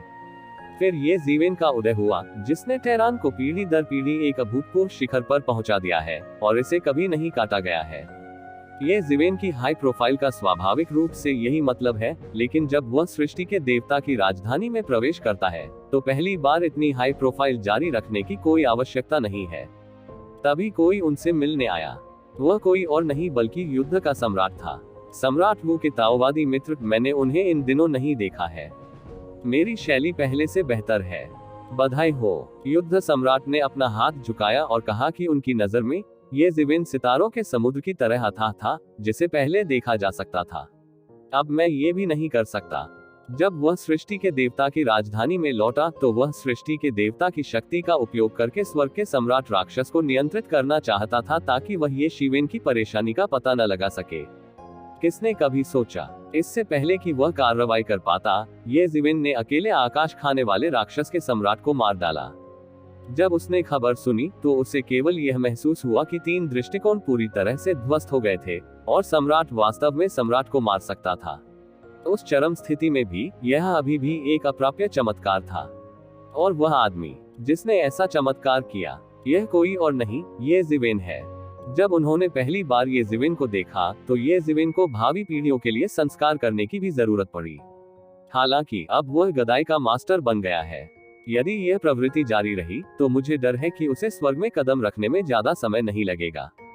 हजारों वर्षों की अनुपस्थिति के बाद उसकी ताकत वास्तव में अविश्वसनीय स्तर पर पहुंच गई है। उसने कभी स्वर्ग के दायरे में कदम नहीं रखा है, लेकिन वह अपनी ताकत बढ़ाना जारी रख सकता है। वह इसे ही सबसे अविश्वसनीय मानता है। सम्राट जहान के ताओवादी मित्र जिस तरह से इस तरह हैं, उसे देखते हुए क्या वे आकाश पार करने के लिए तैयार हैं? ये जीवेन ने पूछा। स्वाभाविक रूप से वह देख सकता था कि सम्राट की खेती, जिसमें लंबे समय से सुधार नहीं हुआ था, ने सफलता हासिल करना शुरू कर दिया था। स्वाभाविक रूप से वह सम्राट की योजना को एक नजर में देख सकता था। वास्तव में मैं तारों से भरे आकाश में गहराई तक जा रहा हूं और जब यहाँ घटनाएं घटित होंगी तो डकैती को पार करने के लिए एक जगह ढूंढूंगा। सम्राट जान ने कहा कि अगर यह कोई और होता तो वह स्वाभाविक रूप से नहीं कहते। शिखर सम्राट के लिए डकैती से पार पाना स्वाभाविक रूप से सबसे गुप्त बात है। यदि इस समय वह अपने शत्रु द्वारा मारा जाता है तो संभवतः वह घृणा का घूंट पी लेगा। ऐसी चीजें कभी भी दुर्लभ नहीं रही हैं, और यहाँ तक कि अधिकांश असफल लोगों को उनके दुश्मन द्वारा आकर्षित करने के बाद मार दिया जाता है। लेकिन तो जीवेन के शब्दों से कोई दुख नहीं हुआ। उन्हें ये जीवेन के चरित्र पर भरोसा था। वे ऐसे वस्त्र थे जो कंधे से कंधा मिलाकर लड़ते थे। स्वाभाविक रूप से वे भिन्न थे। इसके अलावा उसे अभी भी ये जीवेन से कुछ पूछना है। उस समय शायद आपको धर्म की रक्षा के लिए ताओवादी मित्रों को परेशान करना पड़ेगा। बादशाह ने डकैती का काम पार कर लिया। प्राकृतिक लूट इसका एक हिस्सा मात्र है। इंसान की डकैती सबसे भयानक है। भले ही वह प्राकृतिक डकैती को सफलतापूर्वक पार कर गया हो, उसके दुश्मन द्वारा उस पर घात लगाकर हमला किया जा सकता है। उस समय वह सबसे कमजोर थे। कोई भी स्थिति हो सकती है। स्वर्ग खाने वाले राक्षस के सम्राट को अंतिम समय में अपने दुश्मन के घात का सामना करना पड़ा, जिससे एक लंबा असाध्य गुप्त घाव हो गया, जिसका अंततः ये जीवेन ने फायदा उठाया। ये जीवेन को नहीं पता कि राक्षसों को निगलने वाला स्वर्ग का सम्राट स्वर्ग में कहां जाएगा और राक्षसों को निगलने वाले स्वर्ग के सम्राट को मार डालेगा। हालांकि युद्ध के सम्राट ने सोचा कि अगर धर्म की रक्षा में मदद करने के लिए ये जीवेन जैसा मजबूत आदमी होता तो मवेशियों, भूतों, सांपों और देवताओं के बारे में कोई चिंता नहीं होती। चिंता की एकमात्र बात यह है कि उस पर बाहरी राज्य स्वर्गीय मास्टर द्वारा हमला किया जा सकता है। सृष्टि के देवता में एक और गदाई मास्टर से बचने के लिए बाहरी राज्य के स्वर्गीय मास्टर के लिए कार्रवाई करना असंभव नहीं है। इसके विपरीत, यदि आउटलैंड में ताकतवर आदमी ही डकैती को पार करता है तो सृष्टि के देवता का स्वर्गीय सम्राट भी कार्रवाई कर सकता है। हालांकि अगर इसमें वास्तव में स्वर्ग के स्तर के विशेषज्ञों की कार्रवाई शामिल है तो सृष्टि के देवता का स्वर्ग शाकाहारी नहीं है। इस प्रकार ये शिवेन के धर्म रक्षक के साथ ये कहा जा सकता है कि इसके कई लाभ हैं और सफलता दर में काफी वृद्धि हुई है। इससे कोई फर्क नहीं पड़ता। उस समय सम्राट जान के ताओवादी दोस्त उसे बता देंगे और आग और पानी से गुजरेंगे। ये जीवेन ने स्पष्ट रूप से कहा कि युद्ध सम्राट ने उनकी बहुत मदद की। भाग्य की राह से लौटने के बाद युद्ध सम्राट ने डियानजुन, येहुआंग और अन्य को मारने के लिए उसे पुरस्कार दिलाने के लिए कड़ी मेहनत की। साथ ही उसने ईगल हॉर्न सम्राट की हत्या के अपराधों को मिटा दिया, जिससे भाग्य के देवता नाराज नहीं हुए। युद्ध सम्राट ने उनके लिए महान योगदान दिया। ये जिवेन ने ये नहीं कहा, लेकिन उन्होंने इन्हें ध्यान में रखा। यह उल्लेख करने की आवश्यकता नहीं है कि भविष्य में उसे सम्राट जान की सहायता की भी आवश्यकता हो सकती है। साधना के पथ पर तुम्हारा मुझे पार करना और मेरा तुम्हें पार करना आम बात है। आपका बहुत बहुत धन्यवाद। युद्ध सम्राट ने हाथ जोड़कर कहा कि वह शांत है। अनगिनत वर्षों के बाद आखिरकार वह ये कदम उठाने जा रहा था। अतीत में हर चीज पूरी तरह से अलग होगी और अनगिनत स्वामी में से एक बन जाएगी। लेकिन मैंने नहीं पूछा, सृष्टि के भगवान ने मुझे इस बार सृष्टि के भगवान से जुड़ने के लिए क्यों मजबूर किया? ये जिवेन ने पूछा। इस बार उन्होंने एकांतवास क्यों त्याग दिया? इसका कारण न केवल ये था कि उनकी साधना चरम पर पहुंच गई थी, बल्कि यह भी था कि उन्हें सृष्टि के देवता ने दिव्य आदेश के लिए बुलाया था। आप जानते हैं, सृजन जगत में प्रवेश करने और सृजन देव राजवंश में शामिल होने के बाद से उन्हें हजारों वर्षों तक कभी भी कोई आदेश नहीं मिला है। लेकिन जिस बात ने उसे थोड़ा दुखी किया वही ये थी कि वसीयत के आदेशात्मक और दबंग लहजे ने बहुत समय पहले उससे इस दबंग लहजे में बात नहीं की होगी। अब उसके पास दुनिया के बारे में व्यापक दृष्टिकोण है। यदि उन गुणों को भी शामिल कर लिया जाए जिनके पास गुप्त साधना है, तो भी उन्हें विश्वास है कि वे ईश्वर के अतिरिक्त अजय होंगे। स्वाभाविक है कि वह मन ही मन दुखी होगा। सम्राट जान भी ये जिवेन की नाखुशी को महसूस कर सकते थे। वह तुरंत थोड़ा शर्मिंदा हुआ और फिर कहा, ये बात करने की जगह नहीं है। कृपया मेरे पीछे आओ, सम्राट वू के ताओवादी मित्र। ये जिवेन ने चारों ओर देखा। सभी सेनाओं के गुप्तचर आ गए थे। जब वह इतनी ऊंची प्रोफाइल के साथ यहाँ आए थे तो वह सभी ताकतों का ध्यान कैसे आकर्षित नहीं कर सकते थे। इस समय वह भाग्य के देवता में प्रवेश करने वाला पहला मौका नहीं था। उस समय उनकी ताकत कमजोर नहीं थी, लेकिन कई लोगों की नजर में उन्हें हिलाने के लिए काफी नहीं थी। हालांकि अब यह अलग है। सूर्य के प्रक्षेपण की तरह इसे अनदेखा करने का साहस कौन करता है? फिर उसने सिर हिलाया। वे सीधे युद्ध सम्राट के घर में गए और झांकती आंखें गायब हो गई। जब सम्राट जान ने घर में प्रवेश किया तो वह सीधे ये जिवेन को एक गुप्त कमरे में ले आया। उनके अलग अलग बैठने के बाद ये जिवेन ने पूछना जारी रखा, मिंग आदेश के स्वर से, ये बहुत कठिन है। क्यों? क्या कोई भगवान पहाड़ से बाहर आ रहा है? इस समय वह सृष्टि के देवता की कई स्वर्गीय मूर्तियों के बारे में कुछ भी नहीं जानता था। भले ही मानव जाति की नींव उथली हो, इसे एक शक्तिशाली पार्टी माना जा सकता है और बहुत सारी खबरें प्राप्त की जा सकती है। कई वर्ष पहले सृष्टि के परमेश्वर का शासन पहले से ही एक ऐसी स्थिति थी जिसमें स्वर्ग का उदय नहीं हो सकता था। इसकी अध्यक्षता कुछ शीर्ष सम्राटों ने की।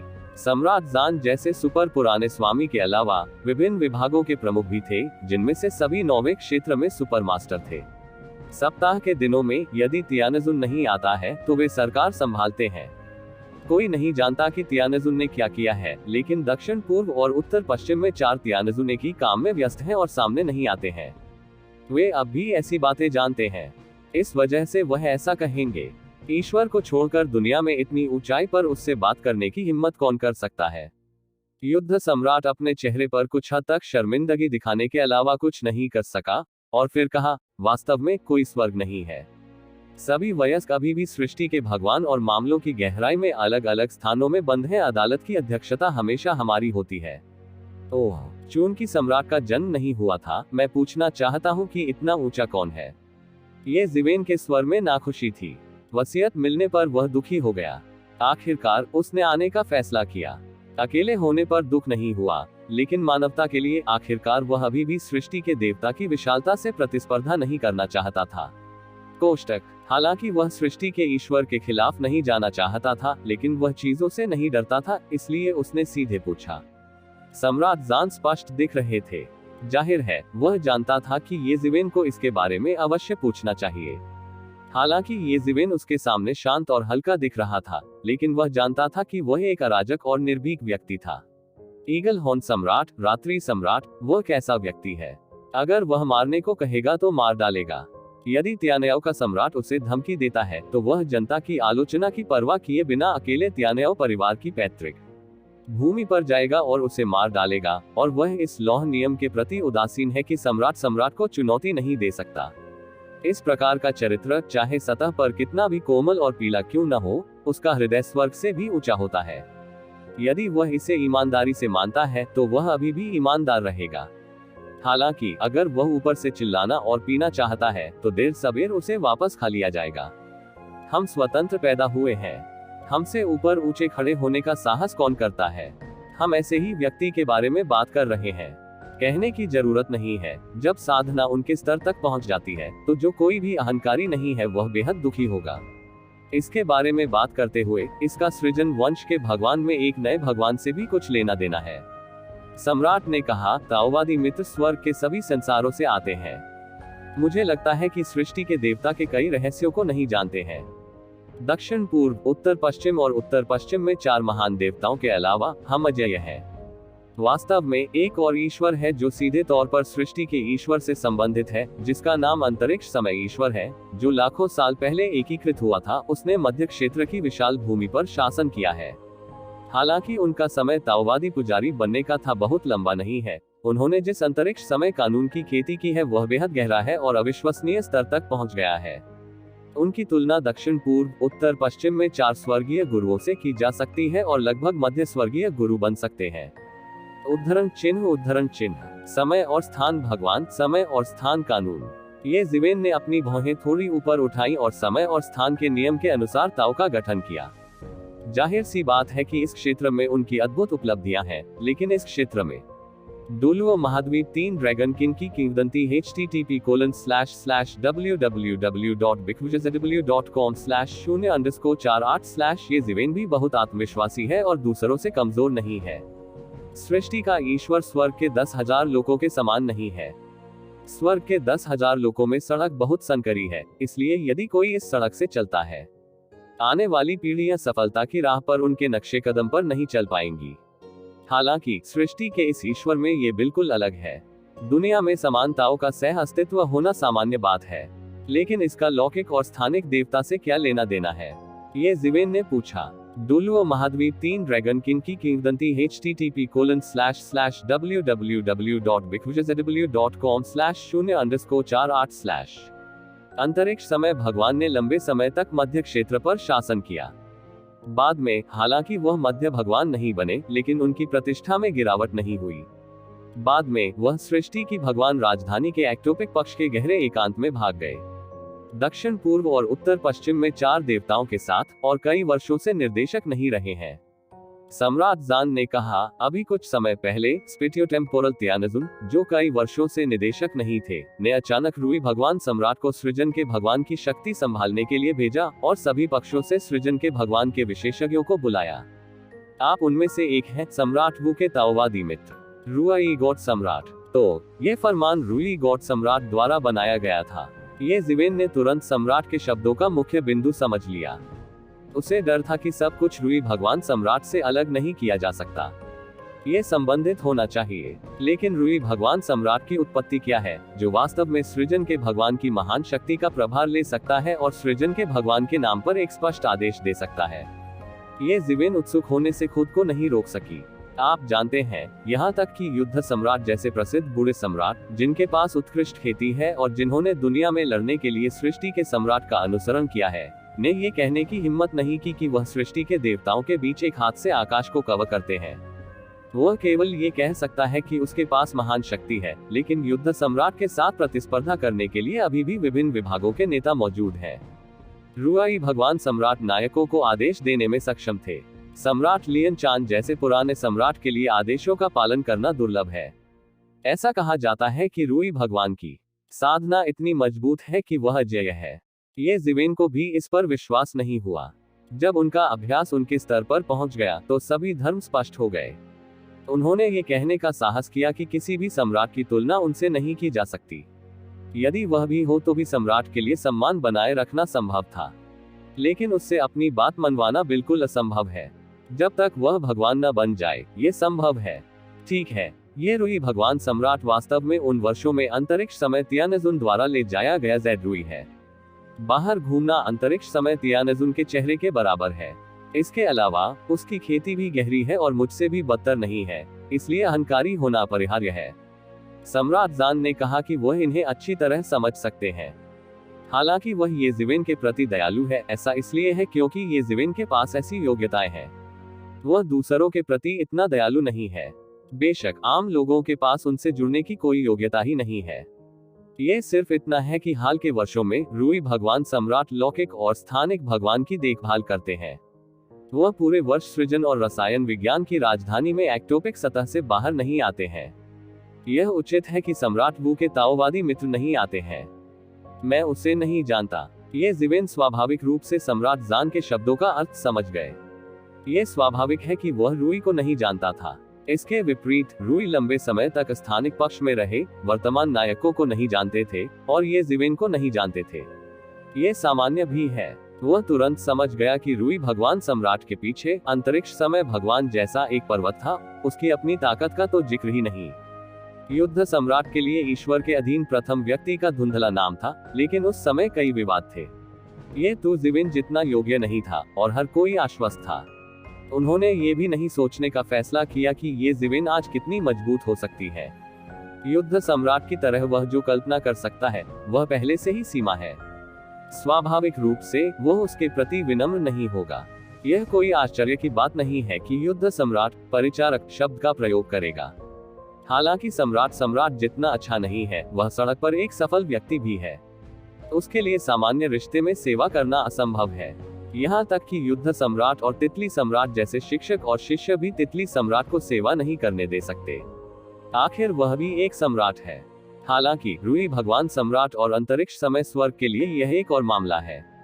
रूई गॉड सम्राट को इस बिंदु तक प्रबुद्ध और विकसित किया जा सकता है। ये कहा जा सकता है कि पुनर्जन्म लेने वाले माता पिता के लिए यह बहुत ज्यादा नहीं है। यह एक बड़ी शुरुआत है। कोई आश्चर्य नहीं, ये जिवेन ने नरमी से कहा। युद्ध सम्राट तुरंत कड़वाहट से मुस्कुराया। रूई गॉड सम्राट ने यह स्पष्ट कर दिया कि उसने तुम जिवेन को, जो अब प्रसिद्ध है, दिल से नहीं लिया। उन्होंने अभी भी दुनिया को अपनी पुरानी दृष्टि से मापा और महसूस किया कि उनके लिए सम्राट की खेती की सीमा थी।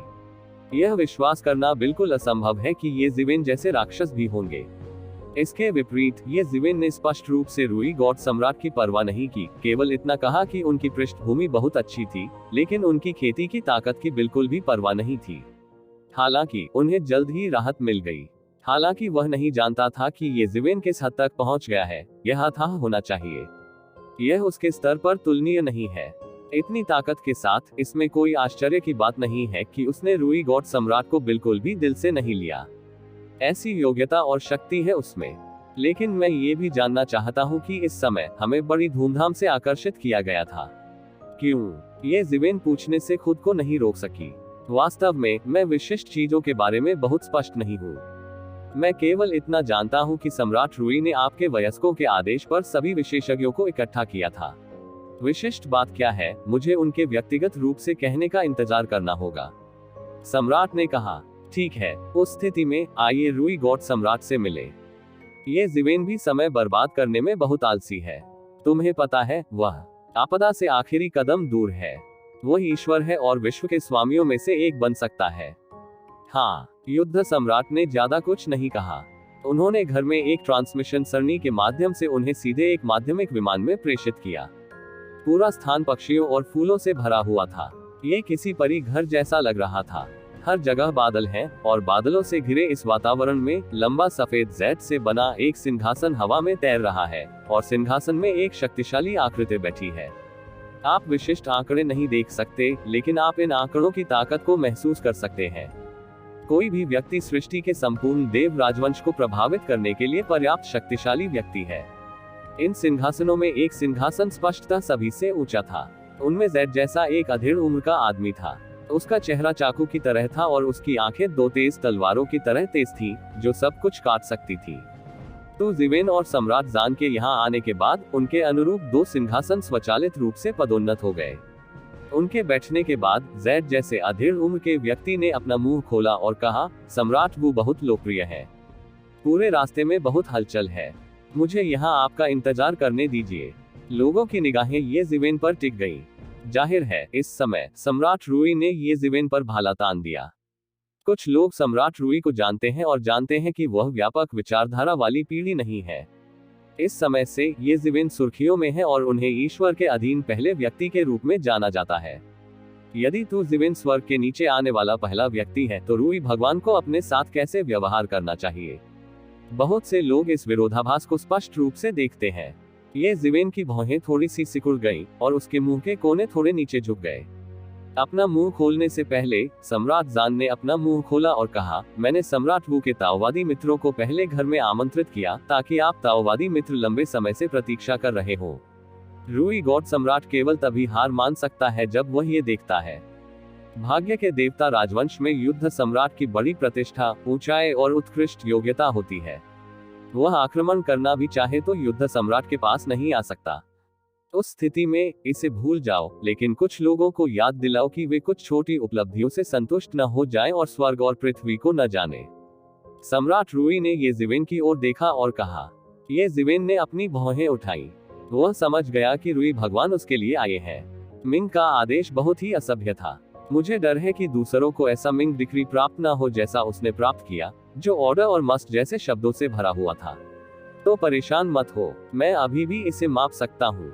यदि आपके पास कुछ है तो बस कहो, समय बर्बाद मत करो। चूंकि यह निश्चित है कि दूसरा पक्ष अपने लिए आ रहा है, ये जिवेन बिल्कुल भी विनम्र नहीं होंगे। इसमें कोई संदेह नहीं है कि जो लोग उपस्थित हो सकते हैं वे भाग्य के देवता राजवंश के सर्वश्रेष्ठ सम्राट हैं। कम से कम वे भी शीर्ष सम्राट हैं जो कहलाने के योग्य हैं। ये कहना असंभव है कि कौन वास्तव में किस पर विश्वास करता है। उन दो पक्षों को देखते हुए जो संघर्ष से बाहर निकलने वाले हैं, उन सभी के चेहरे पर कुछ खुशी है। दोनों पक्ष असाधारण हैं। रूई गॉड सम्राट की ताकत, यहाँ तक कि कई सम्राटों के बीच सबसे अच्छे, बेहद शक्तिशाली में से एक है। उसके पीछे समय और अंतरिक्ष सम्राट की अकल्पनीय आकृति का उल्लेख नहीं किया गया है। दूसरी ओर ये जिवेन कोई सामान्य व्यक्ति नहीं है। यह एक आतंकवादी अस्तित्व है जो स्वर्गीय भगवान को मार सकता है। उन्होंने स्वर्ग और पृथ्वी के बीच के पैटर्न को बदल दिया और स्वर्गीय ईश्वर के मिथक को तोड़ दिया। किसी को भड़काना आसान नहीं है, इसलिए इस मामले में लोगों का हस्तक्षेप करने का इरादा नहीं है। ये वह व्यक्ति नहीं है जिसमें वे हस्तक्षेप कर सके। हालांकि बहुत से लोग जानते हैं कि रूई गॉड ने यह स्पष्ट कर दिया है कि वह ये जिवेन को निशाना बनाना चाहता है। मुझे डर है कि इसका ईगल हॉर्न सम्राट से कुछ लेना देना है। आखिरकार सृष्टि के देवता में ये जिवेन का समय अभी भी कम है और वह बहुत सी बातें नहीं जानता है। इससे पहले कि रूई भगवान सम्राट ने सृष्टि के देवता की गहराई में द्वितीयक विमान में भागने के लिए अंतरिक्ष समय भगवान का पालन नहीं किया, उनका ईगल हॉर्न सम्राट के साथ एक उत्कृष्ट संबंध था। ऐसा कहा जाता है कि रूई गॉड सम्राट को उसके शुरुआती वर्षों में ईगल हॉर्न सम्राट ने बचाया था। तब से दोनों पक्षों के बीच संबंध उत्कृष्ट रहे हैं। ईगल हॉर्न सम्राट के कई संकटों का समाधान भी रूई गॉड सम्राट द्वारा किया गया था। उस वक्त इसकी जानकारी किसी को नहीं थी। हालांकि रूई गॉड सम्राट के पीछे हटने और बंद होने के बाद यह अज्ञात हो गया। यानी कई सालों से जीवित ये बुरे राक्षस भी इसका कारण जानते हैं। इस समय सम्राट रूई का लक्ष्य ये जिवेन को होना चाहिए, क्योंकि वह ईगल हॉर्न सम्राट का बदला लेना चाहता है। हालांकि ये जिवेन को मुख्य बिंदुओं की जानकारी नहीं थी, फिर भी उसे रूई गॉड सम्राट की शत्रुता महसूस हुई। उसने कभी नहीं सोचा था कि ईगल हॉर्न सम्राट का पतन उसके लिए इतनी परेशानी ला सकता है, लेकिन अगर उसे पता होता कि ऐसा करने का समय आ गया है, तो भी वह ऐसा करेगा। युद्ध सम्राट से पहले उनके बारे में एक बात बहुत सटीक थी। एक बार जब उसने अपने दिल में निर्णय ले लिया, तो वह कभी भी आगे या पीछे नहीं देखेगा। इसलिए कई लोगों की नजर में ये कानून विहीन है। कोई भी मारने की हिम्मत करता है और कोई भी नष्ट करने की हिम्मत करता है। यह मत कहो कि यह रूई भगवान सम्राट है। जब वह विपत्ति से पार हो गया तो देशकाल भगवान उसका क्या कर सकते हैं। रूई गॉड सम्राट का चेहरा अचानक थोड़ा बदसूरत लग रहा था। ये जिवेन ने उसका सामना करने और गला घोंटने का साहस किया। जाहिर है यह उनकी अपेक्षा से थोड़ा अधिक था। मैंने सोचा कि वह इस समय सृष्टि के ईश्वर का प्रतिनिधित्व करता है। ये जिवेन ने अभिमानी होने का साहस नहीं किया। जहां तक ईगल हॉर्न सम्राट का बदला लेने की बात है, इसे धीरे धीरे पूरा करना होगा। किसी भी मामले में शीर्ष 10 सम्राटों में से एक ईगल हॉर्न सम्राट को मारना बेकार नहीं है। हालांकि वह गुस्से में है, लेकिन वे बुद्धिहीन नहीं है। हालांकि ये देखकर कि ये जिवेन बिल्कुल ऐसे ही थे, वह निराश होने से खुद को नहीं रोक सके। हालांकि वह जानता था कि यह संभव है, फिर भी उसके दिल में एक और विचार था। यदि तू जिवेन इस अपमान को बर्दाश्त नहीं कर सकता है और गुस्से में सृष्टि के भगवान पर हमला कर सकता है, तो वह उस पर हमला करने के लिए सृष्टि के भगवान के संसाधनों को जुटा सकता है, चाहे वह कितना भी मजबूत क्यों न हो। यहाँ तक कि पहला सम्राट जो सम्राट को मारने में सक्षम होने का दावा करता है, वह भी बुरी तरह मरेगा। कोई भी सृष्टि के ईश्वर के विरुद्ध नहीं लड़ सकता। यह अफसोस की बात है कि आखिरकार तुम जिवेन ने उसे खुश नहीं किया। हालांकि ये जिवेन को उसकी योजना का पता नहीं था, लेकिन वह मूर्ख नहीं था। वह जानता है कि अंतरिक्ष समय ईश्वर और सृष्टि के ईश्वर के खिलाफ लड़ना मूल रूप से दो अलग अवधारणाएं हैं। अंतरिक्ष समय भगवान के खिलाफ लड़ना कुछ भी नहीं है, लेकिन अगर हम सृष्टि के विशाल भगवान के खिलाफ लड़ना चाहते हैं तो परिणाम अप्रत्याशित है। जब तक हम सृष्टि के ईश्वर की सर्वोच्च अवस्था तक नहीं पहुंच जाते, हम अजय और बेईमान हो सकते हैं। गुंजन। रूई भगवान सम्राट ने ठंडे स्वर में कहा, और फिर कहा, उस मामले में मैं कहूंगा, आपके वयस्कों के निर्देशों के अनुसार सृजन और रसायन विज्ञान के भगवान को सृजन और रसायन विज्ञान मिश्रित सरणी खोलनी चाहिए, और आप सभी को एक कुंजी पर कब्जा करना चाहिए। जब तक आपके वयस्क पास नहीं छोड़ देते, तब तक बिना अनुमति के न जाएं। हालांकि अन्य सम्राटों ने इसके बारे में लंबे समय से सुना था, लेकिन उन्हें इसकी उम्मीद नहीं थी। भाग्य मिश्रित तत्व सरणी कैसे मौजूद है? ये भाग्य के भगवान द्वारा व्यवस्थित की गई सर्वोच्च सरणी है, और यहाँ तक कि भाग्य के भगवान द्वारा व्यवस्थित की गई सरणी से भी आगे निकल जाती है। ये शीर्ष रहस्यों में शीर्ष रहस्य की श्रेणी में आता है। प्राचीन काल से ही इसका उपयोग करने के अवसर कम ही रहे हैं। शुरू करने की प्रक्रिया बहुत जटिल है। सम्राटों के लिए विभिन्न शाखाओं की आंखों के रूप में कार्य करना और भी महत्वपूर्ण है, और कुछ को त्यानजुन की स्थिति की भी आवश्यकता होती है। प्राचीन काल से ही कितने संकट करने योग्य हैं। सृष्टि का ईश्वर सृष्टि के ईश्वर के क्षेत्र के मूल में है, और प्राचीन काल से कोई भी यहाँ लड़ने में सक्षम नहीं है। पहले कुछ समय सृष्टि के ईश्वर की रचना के प्रारंभिक चरण में थे। उस समय आउटलैंड में अभी भी कुछ बेहद भयानक शाही जीव थे। अब उन शाही प्राणियों के उत्तराधिकार में बैठे रहने से अब कोई भी ऐसा नहीं कर सकता है। इसलिए भाग्यशाली हुन्युवान सरणी एक किंवदंती बन गई है। हर किसी ने भाग्यशाली हुन्युवान सरणी की किंवदंती के बारे में सुना है। हालांकि वास्तव में युद्ध सम्राट को छोड़कर कुछ लोगों ने वास्तव में भाग्यशाली हुन्युवान सरणी की शक्ति देखी है। लोगों को इस बात की परवाह करनी होगी कि वास्तव में किस प्रकार की चीज आपको स्वर्ग और पृथ्वी सरणी का उपयोग करने के लिए मजबूर करती है। इसमें इतनी जानकारी थी कि लोगों ने फिलहाल कोई प्रतिक्रिया तो नहीं दी, लेकिन उनके चेहरे बेहद गरिमापूर्ण थे। यदि ऐसा है तो उन्हें विपत्ति का सामना करना पड़ सकता है। आपको पता होना चाहिए कि सृष्टि के देवता की कई रक्षा व्यूह रचनाएं और जादू उनमें फंसे हुए हैं। भले ही सम्राट उनमें सेंध लगाए, और गिर भी सकता है। मिश्रित सरणी का निर्माण प्रारंभ करने की बिल्कुल भी आवश्यकता नहीं है। इसके विपरीत लोग हैरान और सतर्क थे। जब चीजें गलत होती हैं तो राक्षस अवश्य होते हैं। ये सत्य केवल एक ही व्यक्ति को समझ में नहीं आता, बल्कि हर कोई इसे जानता है। हालांकि वे स्वयं कुछ भी गणना नहीं कर सकते। इस मामले के स्रोत को पूरी तरह से संरक्षित किया जाना चाहिए, क्योंकि इसमें स्वर्ग का स्तर शामिल है। डोलुओ महाद्वीप 3 ड्रैगन किंग की किंवदंती http://www.bigwizardw.com/0_48/ राव का कहना है कि ये पुराने राक्षस सैकड़ों लाखों वर्षों से अधिक समय से जीवित हैं, और यहाँ तक कि युद्ध सम्राट भी सैकड़ों से अधिक वर्षों से जीवित है, लाखों वर्ष। सम्राट के करोड़ों वर्षों के लिए भी ये बहुत लंबा समय है। ये कहना तर्कसंगत है कि किसी भी चीज से उन्हें झटका नहीं लगेगा, लेकिन इस समय वे घबराने लगे क्योंकि यह स्पष्ट रूप से उनके नियंत्रण से बाहर था। इस तरह की चीज जो उनके नियंत्रण में नहीं थी, उनके लिए इससे बुरी कोई बात नहीं थी। 4 शब्द बिना इजाजत के नहीं जाना से उन्हें थोड़ी दुर्गंध आती है, लेकिन इस समय उनके लिए कुछ भी कहना बेकार है, क्योंकि वे जानते हैं कि वे मना नहीं कर सकते।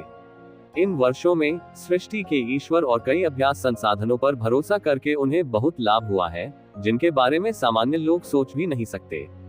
अब वे चाहें तो जा सकते हैं। सृष्टि का ईश्वर कोई दान नहीं है, इसलिए वे आते हैं, बस चले जाते हैं। चूंकि यह सब इसी कारण से है, कई वयस्कों को उनके लिए धर्म की रक्षा करने की आवश्यकता है। हमारे साथ कुछ भी गलत नहीं है, लेकिन कम से कम हमें बताएं कि क्या हो रहा है। क्या हम बिना किसी स्पष्ट कारण के यहाँ मरना चाहते हैं? एक ठंडी आवाज आई। यह एक अजीब बूढ़ा राक्षस था जिसमें थोड़ा सा यिन और यांग था। रूई भगवान के लिए उन्हें चलाना असंभव होता अगर उसके पीछे एक से अधिक भगवान खड़े न होते। लोग अधिक प्रतिष्ठित दिख रहे थे। उन्होंने जो कहा वह और भी क्रूर था। उन्हें सम्राटों को यहीं मरने दो, इससे अधिक क्रूर कुछ भी नहीं है। अन्य लोगों की निगाहें रूई गॉड सम्राट पर पड़ी। इस शख्स ने तो बस अपने दिल की बात कह दी। इस समय स्वाभाविक रूप से उसे उस उत्तर की प्रतीक्षा करनी पड़ी जिसे वह सुनना चाहता था। ये जिवेन बस कुर्सी के पीछे झुक गया, अपनी आंखें बंद कर ली, उसके मुंह के कोनों पर मुस्कुराहट आ गई और उसकी उंगलियां नियमित रूप से आर्मरेस्ट पर दस्तक देने लगी। ये बहुत बड़ा है। वह अकेले नहीं है जो चिंतित है। ये कहने के लिए कि वह अराजक और सख्त है, उन बुरे राक्षसों के बारे में क्या? ऐसे कुछ लोग नहीं हैं जो क्रोधी हैं, लेकिन कुछ चीजें हैं जो उन्हें सामान्य समय में प्रेरित कर सकती है। तभी वह अप्रत्याशित और मुस्कुराहटहीन होने का दिखावा कर सकता है। उन्हें पूर्वाभास था कि भाग्य के देवता का पानी अथाह है, लेकिन इस बार पर्दे के पीछे जो लोग पानी के नीचे छिपे हुए थे और हवा और बादल को हिला रहे थे, वे अंततः लुशान का असली चेहरा उजागर करने जा रहे थे। अगर ऐसा पहले होता तो उन्हें अभूतपूर्व दबाव महसूस होता, लेकिन अब स्थिति अलग है। वह जल्द ही डकैती से बच जाएगा। एक बार जब वह सफल हो जाएगा तो वह भी उन लोगों में से एक बन जाएगा। वह दुनिया में जा सकता है। आकाश ऊंचा है और पक्षी उड़ते हैं, समुद्र चौड़ा है और मछली की छलांग की अनुभूति से हृदय उछल उठता है। रूई गॉड सम्राट को कई शीर्ष विशेषज्ञों ने घूर कर देखा। वह स्तब्ध महसूस करने से खुद को नहीं रोक सका। फिर उन्होंने कहा, इस मामले का आपसे कोई लेना देना नहीं है। अधिक मत पूछो। जहां तक भाग्य मिश्रित सरनी खोलने की बात है, ये भी रोकथाम के लिए है। यदि मजबूत दुश्मन है तो इसे रोका नहीं जाएगा, यदि नहीं तो ये सर्वोत्तम है। काटो। क्या यह न कहने के समान नहीं है? मैं एक भ्रमित भूत नहीं बनना चाहता। मैं नहीं जानता कि कैसे मरना है। ये सम्राट ही था जिसने फिर से अपना मुंह खोला, मुंह पर व्यंग्य लेकर और अजीब ढंग से कहा। रूई भगवान का चेहरा तुरंत नीचे उतर गया और कहा, ये सभी स्वर्गीय भगवानों द्वारा लिया गया निर्णय है।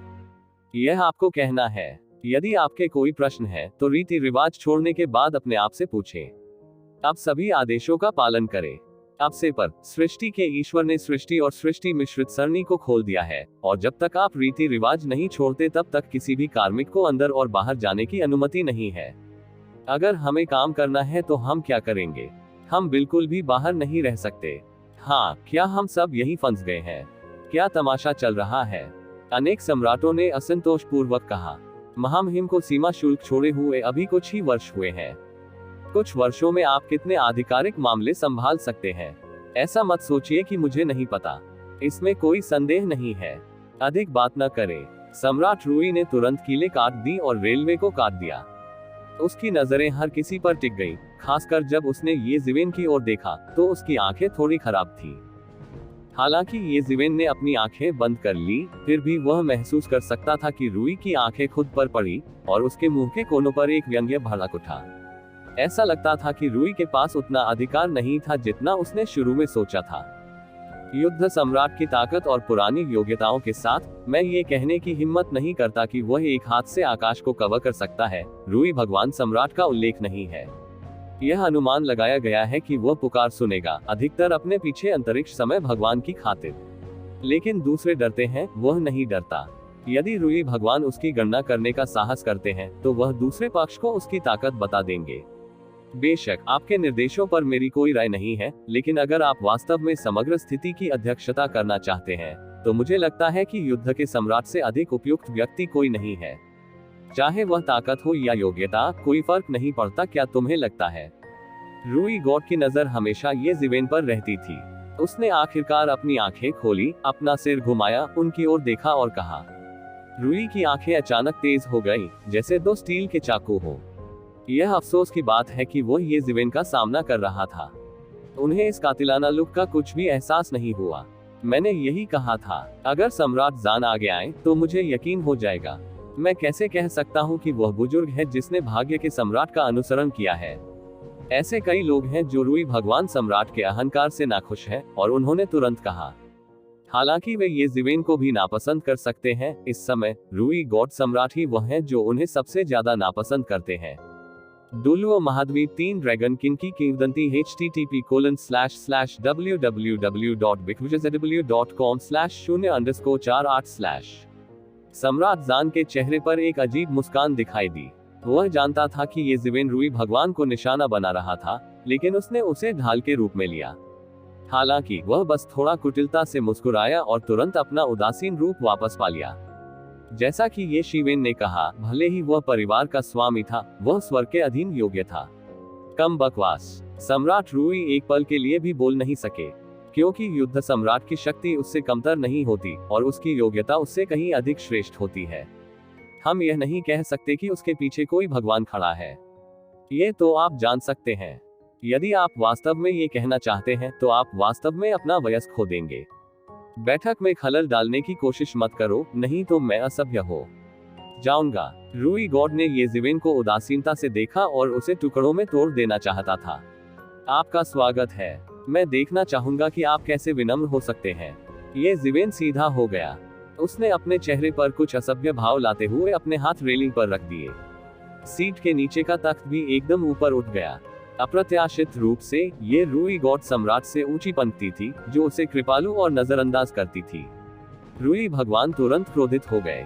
अपनी श्रेष्ठ स्थिति दिखाने के लिए इन सिंहासनों को वितरित करना उसकी व्यवस्था थी, लेकिन तू ज़िवेन ने ऐसा किया। ये स्पष्ट था कि उसने व्यवस्था का पालन नहीं किया और फिर भी वह उससे ऊपर था। मरना। रूई भगवान अंततः अपने हाथ नहीं रोक सके। वह बहुत गुस्से में था और उसका बड़ा हाथ आगे बढ़ गया। ये बिल्कुल स्पष्ट है, लेकिन यह एक अत्यंत खतरनाक एहसास को प्रकट करता है। वह इस बिंदु तक साधना कर सकता है, हालांकि यह समय और स्थान के स्वर के कारण है। लेकिन अगर हर कोई उसे नर्मखुरमा समझे तो यह एक बड़ी गलती होगी। साधारण शिखर सम्राट, मुझे डर है कि वह इसे एक ही बार में दबा सकता है। वह बहुत मजबूत है। इतने सालों तक उन्होंने कुछ नहीं किया। वह लंबे समय तक इसकी मदद नहीं कर सकता। लेकिन दुर्भाग्य से उसकी मुलाकात एक राक्षस येज़िवेन से हुई, जो एक अभूतपूर्व चरम पर पहुंच गया था। जब यह बड़ा हाथ येज़िवेन को उसके शरीर को केंद्र में रखकर गोली मारने वाला था, तो इससे एक प्रकार का भयानक दबाव उत्पन्न हुआ और सभी दिशाओं में फैल गया। हर चीज से परे एक सांस ने पूरी दुनिया को भर दिया, जिससे हर किसी को तुरंत घुटन महसूस हुई। इससे पहले कि जेड जैसा हाथ येज़िवेन के सिर पर गिरे, वह फट गया, जेड गैस में बदल गया और बिना किसी निशान के गायब हो गया।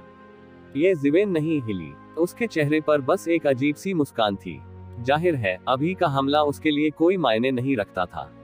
रूई गॉड सम्राट का लुक बेहद बदसूरत है। येज़िवेन, जो हाल ही में पूरी दुनिया में मशहूर हो गए हैं, अफवाहों से कहीं ज्यादा ताकतवर है। सम्राटों का इरादा कोई कदम उठाने का नहीं था। जो लोग ये शिवेन की ताकत को जानते थे, वे जानते थे कि इसका इस्तेमाल करने की बिल्कुल भी जरूरत नहीं है। उसकी ताकत से तियानजुन का भी वध किया जा सकता था। भले ही कुछ भाग्यशाली तत्व थे, उसकी ताकत के बारे में कोई संदेह नहीं था, जबकि अन्य ये देखना चाहते थे कि नए तियानजुन के तहत पहला व्यक्ति कितना था। हालांकि जब मैंने अब इस पर ध्यान दिया तो मैंने पाया कि ऐसा लगता है कि यह गुणवत्ता उनके विचार से कहीं अधिक पर्याप्त थी। जब रूई गॉड सम्राट ने गुस्से में गोली मार दी तो येज़िवेन ने गोली नहीं ली। उन्होंने केवल अपनी गति जारी की और रूई गॉड सम्राट के हमले को तोड़ दिया। ऐसी ताकत सचमुच महान है। हालांकि मैंने उसे अपनी आंखों से ऐसा करते नहीं देखा है, मैं पहले से ही 1 या 2 का अनुमान लगा सकता हूँ। ठीक है, अब सब लोग यहाँ इकट्ठे हुए हैं। मुझे नहीं लगता कि यह झगड़ा करने के लिए है। ये सब आपके भगवान द्वारा आदेशित कार्यों को अच्छी तरह से करने के लिए है ना? इस समय युद्ध सम्राट खड़ा हुआ और शांतिदूत बन गया, जिससे दोनों पक्षों को, जो युद्ध छेड़ने वाले थे, एक कदम पीछे हटना पड़ा। इस बार भूल जाओ, तुम्हें जाने दो, आगे मैं सारणी भेजूंगा। चून की सारणी बहुत बड़ी है, हर किसी को बस अपना हिस्सा याद रखना होगा। रूई गॉड सम्राट ने ठिठुरते हुए कहा और प्रवृत्ति के साथ ढलान से नीचे चला गया। यदि वह वास्तव में लड़ा तो उसे पूरी तरह से यकीन नहीं था कि वह येज़िवेन को हरा सकता है या मार भी सकता है। वह केवल सीढ़ियां ही नीचे आ सका। येज़िवेन मुस्कुराए और जल्द ही उन्हें अपना सरणी मानचित्र प्राप्त हुआ।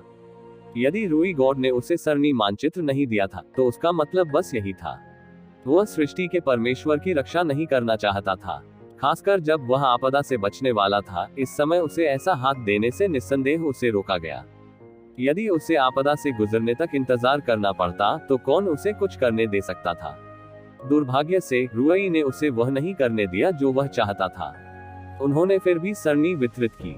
येज़िवेन तुरंत उसके दिमाग में डूब गया और उसने इसे देखा। जितना अधिक उसने देखा, उतना ही उसे महसूस हुआ कि सरणी व्यापक और गहन थी। हालांकि वह सरणी में प्रमुख नहीं है, फिर भी उसे इसकी गहरी समझ है। जहां तक उसने सीखा है, इस सरणी में कुछ तराजू और पंजे भी उसके द्वारा सीखे गए से कहीं अधिक है। व्यू को अपने हाथ में समझने में बहुत समय लग जाता है। ऐसा इसलिए है क्योंकि उसके पास मदद करने के लिए एक रहस्यमय स्थान है, अन्यथा ऐसा करना असंभव है। कम से कम सम्राट क्षेत्र तो ऐसा नहीं कर सकता, यहाँ तक कि व्यूह रचना में माहिर सम्राट भी वही है। यदि वह सभी सारणी आरेखों को देखता है तो उसे नहीं पता कि उन्हें समझने में कितना समय लगेगा। सौभाग्य से कुछ प्रमुख बिंदुओं को सरणी आरेख में स्पष्ट रूप से समझाया गया है। उसे कुछ भी करने की जरूरत नहीं है। बड़े सरणी की अधिकतम शक्ति को पूर्ण रूप से खेलने के लिए उसे बस उनका अनुसरण करने की आवश्यकता है। यही इन सारणियों का सबसे बड़ा कार्य भी है।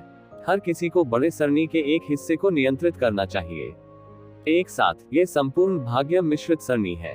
एक और यह इस बात से बचता है कि एक सम्राट सभी बड़े समूहों की कमान संभालना चाहता है, जिसे शिखर सम्राट की क्षमता के साथ भी प्रबंधित नहीं किया जा सकता है। सम्राट की गणना करने की क्षमता बहुत मजबूत है, लेकिन पूरे भाग्य मिश्रित सरणी में बहुत सारे बदलाव हैं। उन सभी को नियंत्रित करना ठीक है। यदि आप उन सभी को नियंत्रित करना चाहें तो यह असंभव है। दूसरा, हम इन शिखर सम्राटों की शक्ति का उपयोग व्यूह को मजबूत करने और एक पत्थर से दो शिकार करने के लिए भी कर सकते हैं। ये ज़िवेन पहले थोड़ा अनिच्छुक थे, लेकिन अब उनमें ऐसी अनिच्छा नहीं है। संपूर्ण सरणी की गहन समझ होना सार्थक है। हालांकि यह फॉर्च्यून मिश्रित सरणी का केवल एक हिस्सा है, ये प्रारंभिक सरणी के रास्ते में उसकी खेती को काफी बढ़ाने के लिए पर्याप्त है। अतीत में उसने एक बार आकाश पर तारों की बड़ी श्रृंखला की व्यवस्था की थी। उसे बस यही लगा कि यह पहले से ही सबसे शक्तिशाली सरणी थी। यहाँ तक कि उसकी वर्तमान खेती के साथ सरणी में उसकी खेती राक्षस सम्राट से बेहतर नहीं होने का अनुमान है, जिसने आकाश पर सितारों की बड़ी श्रृंखला स्थापित की थी। हालांकि इस भाग्य मिश्रित तत्व सरणी की तुलना में आकाश सितारा सरणी कुछ भी नहीं लगती है, और एक स्पष्ट अंतर है। उस समय जब तक वह बुजो पर्वत पर इस सरणी की व्यवस्था करता है, ये कहा जा सकता है कि जब तक सम्राट बाहर नहीं भेजता, अन्य सम्राट इसमें मारना चाहते हैं, जो कुछ ऐसा है जिसके बारे में वे बिल्कुल भी सोचना नहीं चाहते हैं, जो बहुत बड़ा हो सकता है। टेरान का विवरण बढ़ाएं। हालांकि इस तरह के अधूरे भाग्य मिश्रित सरणी को व्यवस्थित करना आसान नहीं है। इसके लिए बहुत सारे त्यानकाय और दबाव, बहुत सारी संपत्ति का उपभोग करने की आवश्यकता है। लेकिन बहुत से लोग त्यानकाय और दबाव का उपभोग करना चाहते हैं, और उनके पास उपभोग करने का यह अवसर नहीं है संपत्ति। उस समय जब उसने व्यू देखा तो उसे एक और बात भी समझ में आई। ऐसा लग रहा था जैसे इस बार उन्होंने लोगों को कुली बनने के लिए बुलाया हो। ऐसा लग रहा था कि कोई फायदा ही नहीं हुआ। वास्तव में सरणी सबसे बड़ा लाभ था, बस शांत। स्वाभाविक रूप से सभी को इसका अर्थ समझ में आ गया। फॉर्च्यून मिश्रित तत्व सरणी का अधूरा सरणी आरेख अमूल्य है। दूसरे तो इसके बारे में सोचते ही नहीं। ये देवता सम्राट को कार्य करने देते हैं। स्वाभाविक रूप से घोड़ों को दौड़ने देना और घास न खाने देना असंभव है। हर कोई जानता है कि ऐसी बातें अविश्वसनीय हैं। हर किसी को अपने स्वयं के सरणी आरेख को देखना चाहिए। अगले समय में हर किसी को अपने स्वयं के सरणी आरेख से परिचित होना चाहिए। 10 दिनों में हम हाइब्रिड सरणी को खोलना शुरू कर देंगे। किसी को भी आपकी अनुमति के बिना जाने की अनुमति नहीं है। रीति रिवाज छोड़ो, ठीक है। रूई गॉड ने भीड़ की ओर देखा और फिर ये ज़िवेन पर ध्यान केंद्रित किया। अच्छा ऐसा है। सृष्टि के ईश्वर द्वारा दिए गए अदृश्य इनाम से मानवता के लोग काफी संतुष्ट हैं और उनका स्वर काफी बेहतर है। ये ज़िवेन मूल रूप से डकैती के लिए आकाश के बाहर अनंत तारों वाले आकाश को छोड़कर जाना चाहता था। आखिरकार ये निश्चित रूप से सृजन के देवता राजवंश में डकैती के लिए एक अच्छी जगह नहीं है। यदि आप सावधान नहीं हैं, तो आप एक क्षेत्र में प्राणियों को नष्ट कर देंगे और यह कर्म अकल्पनीय होगा।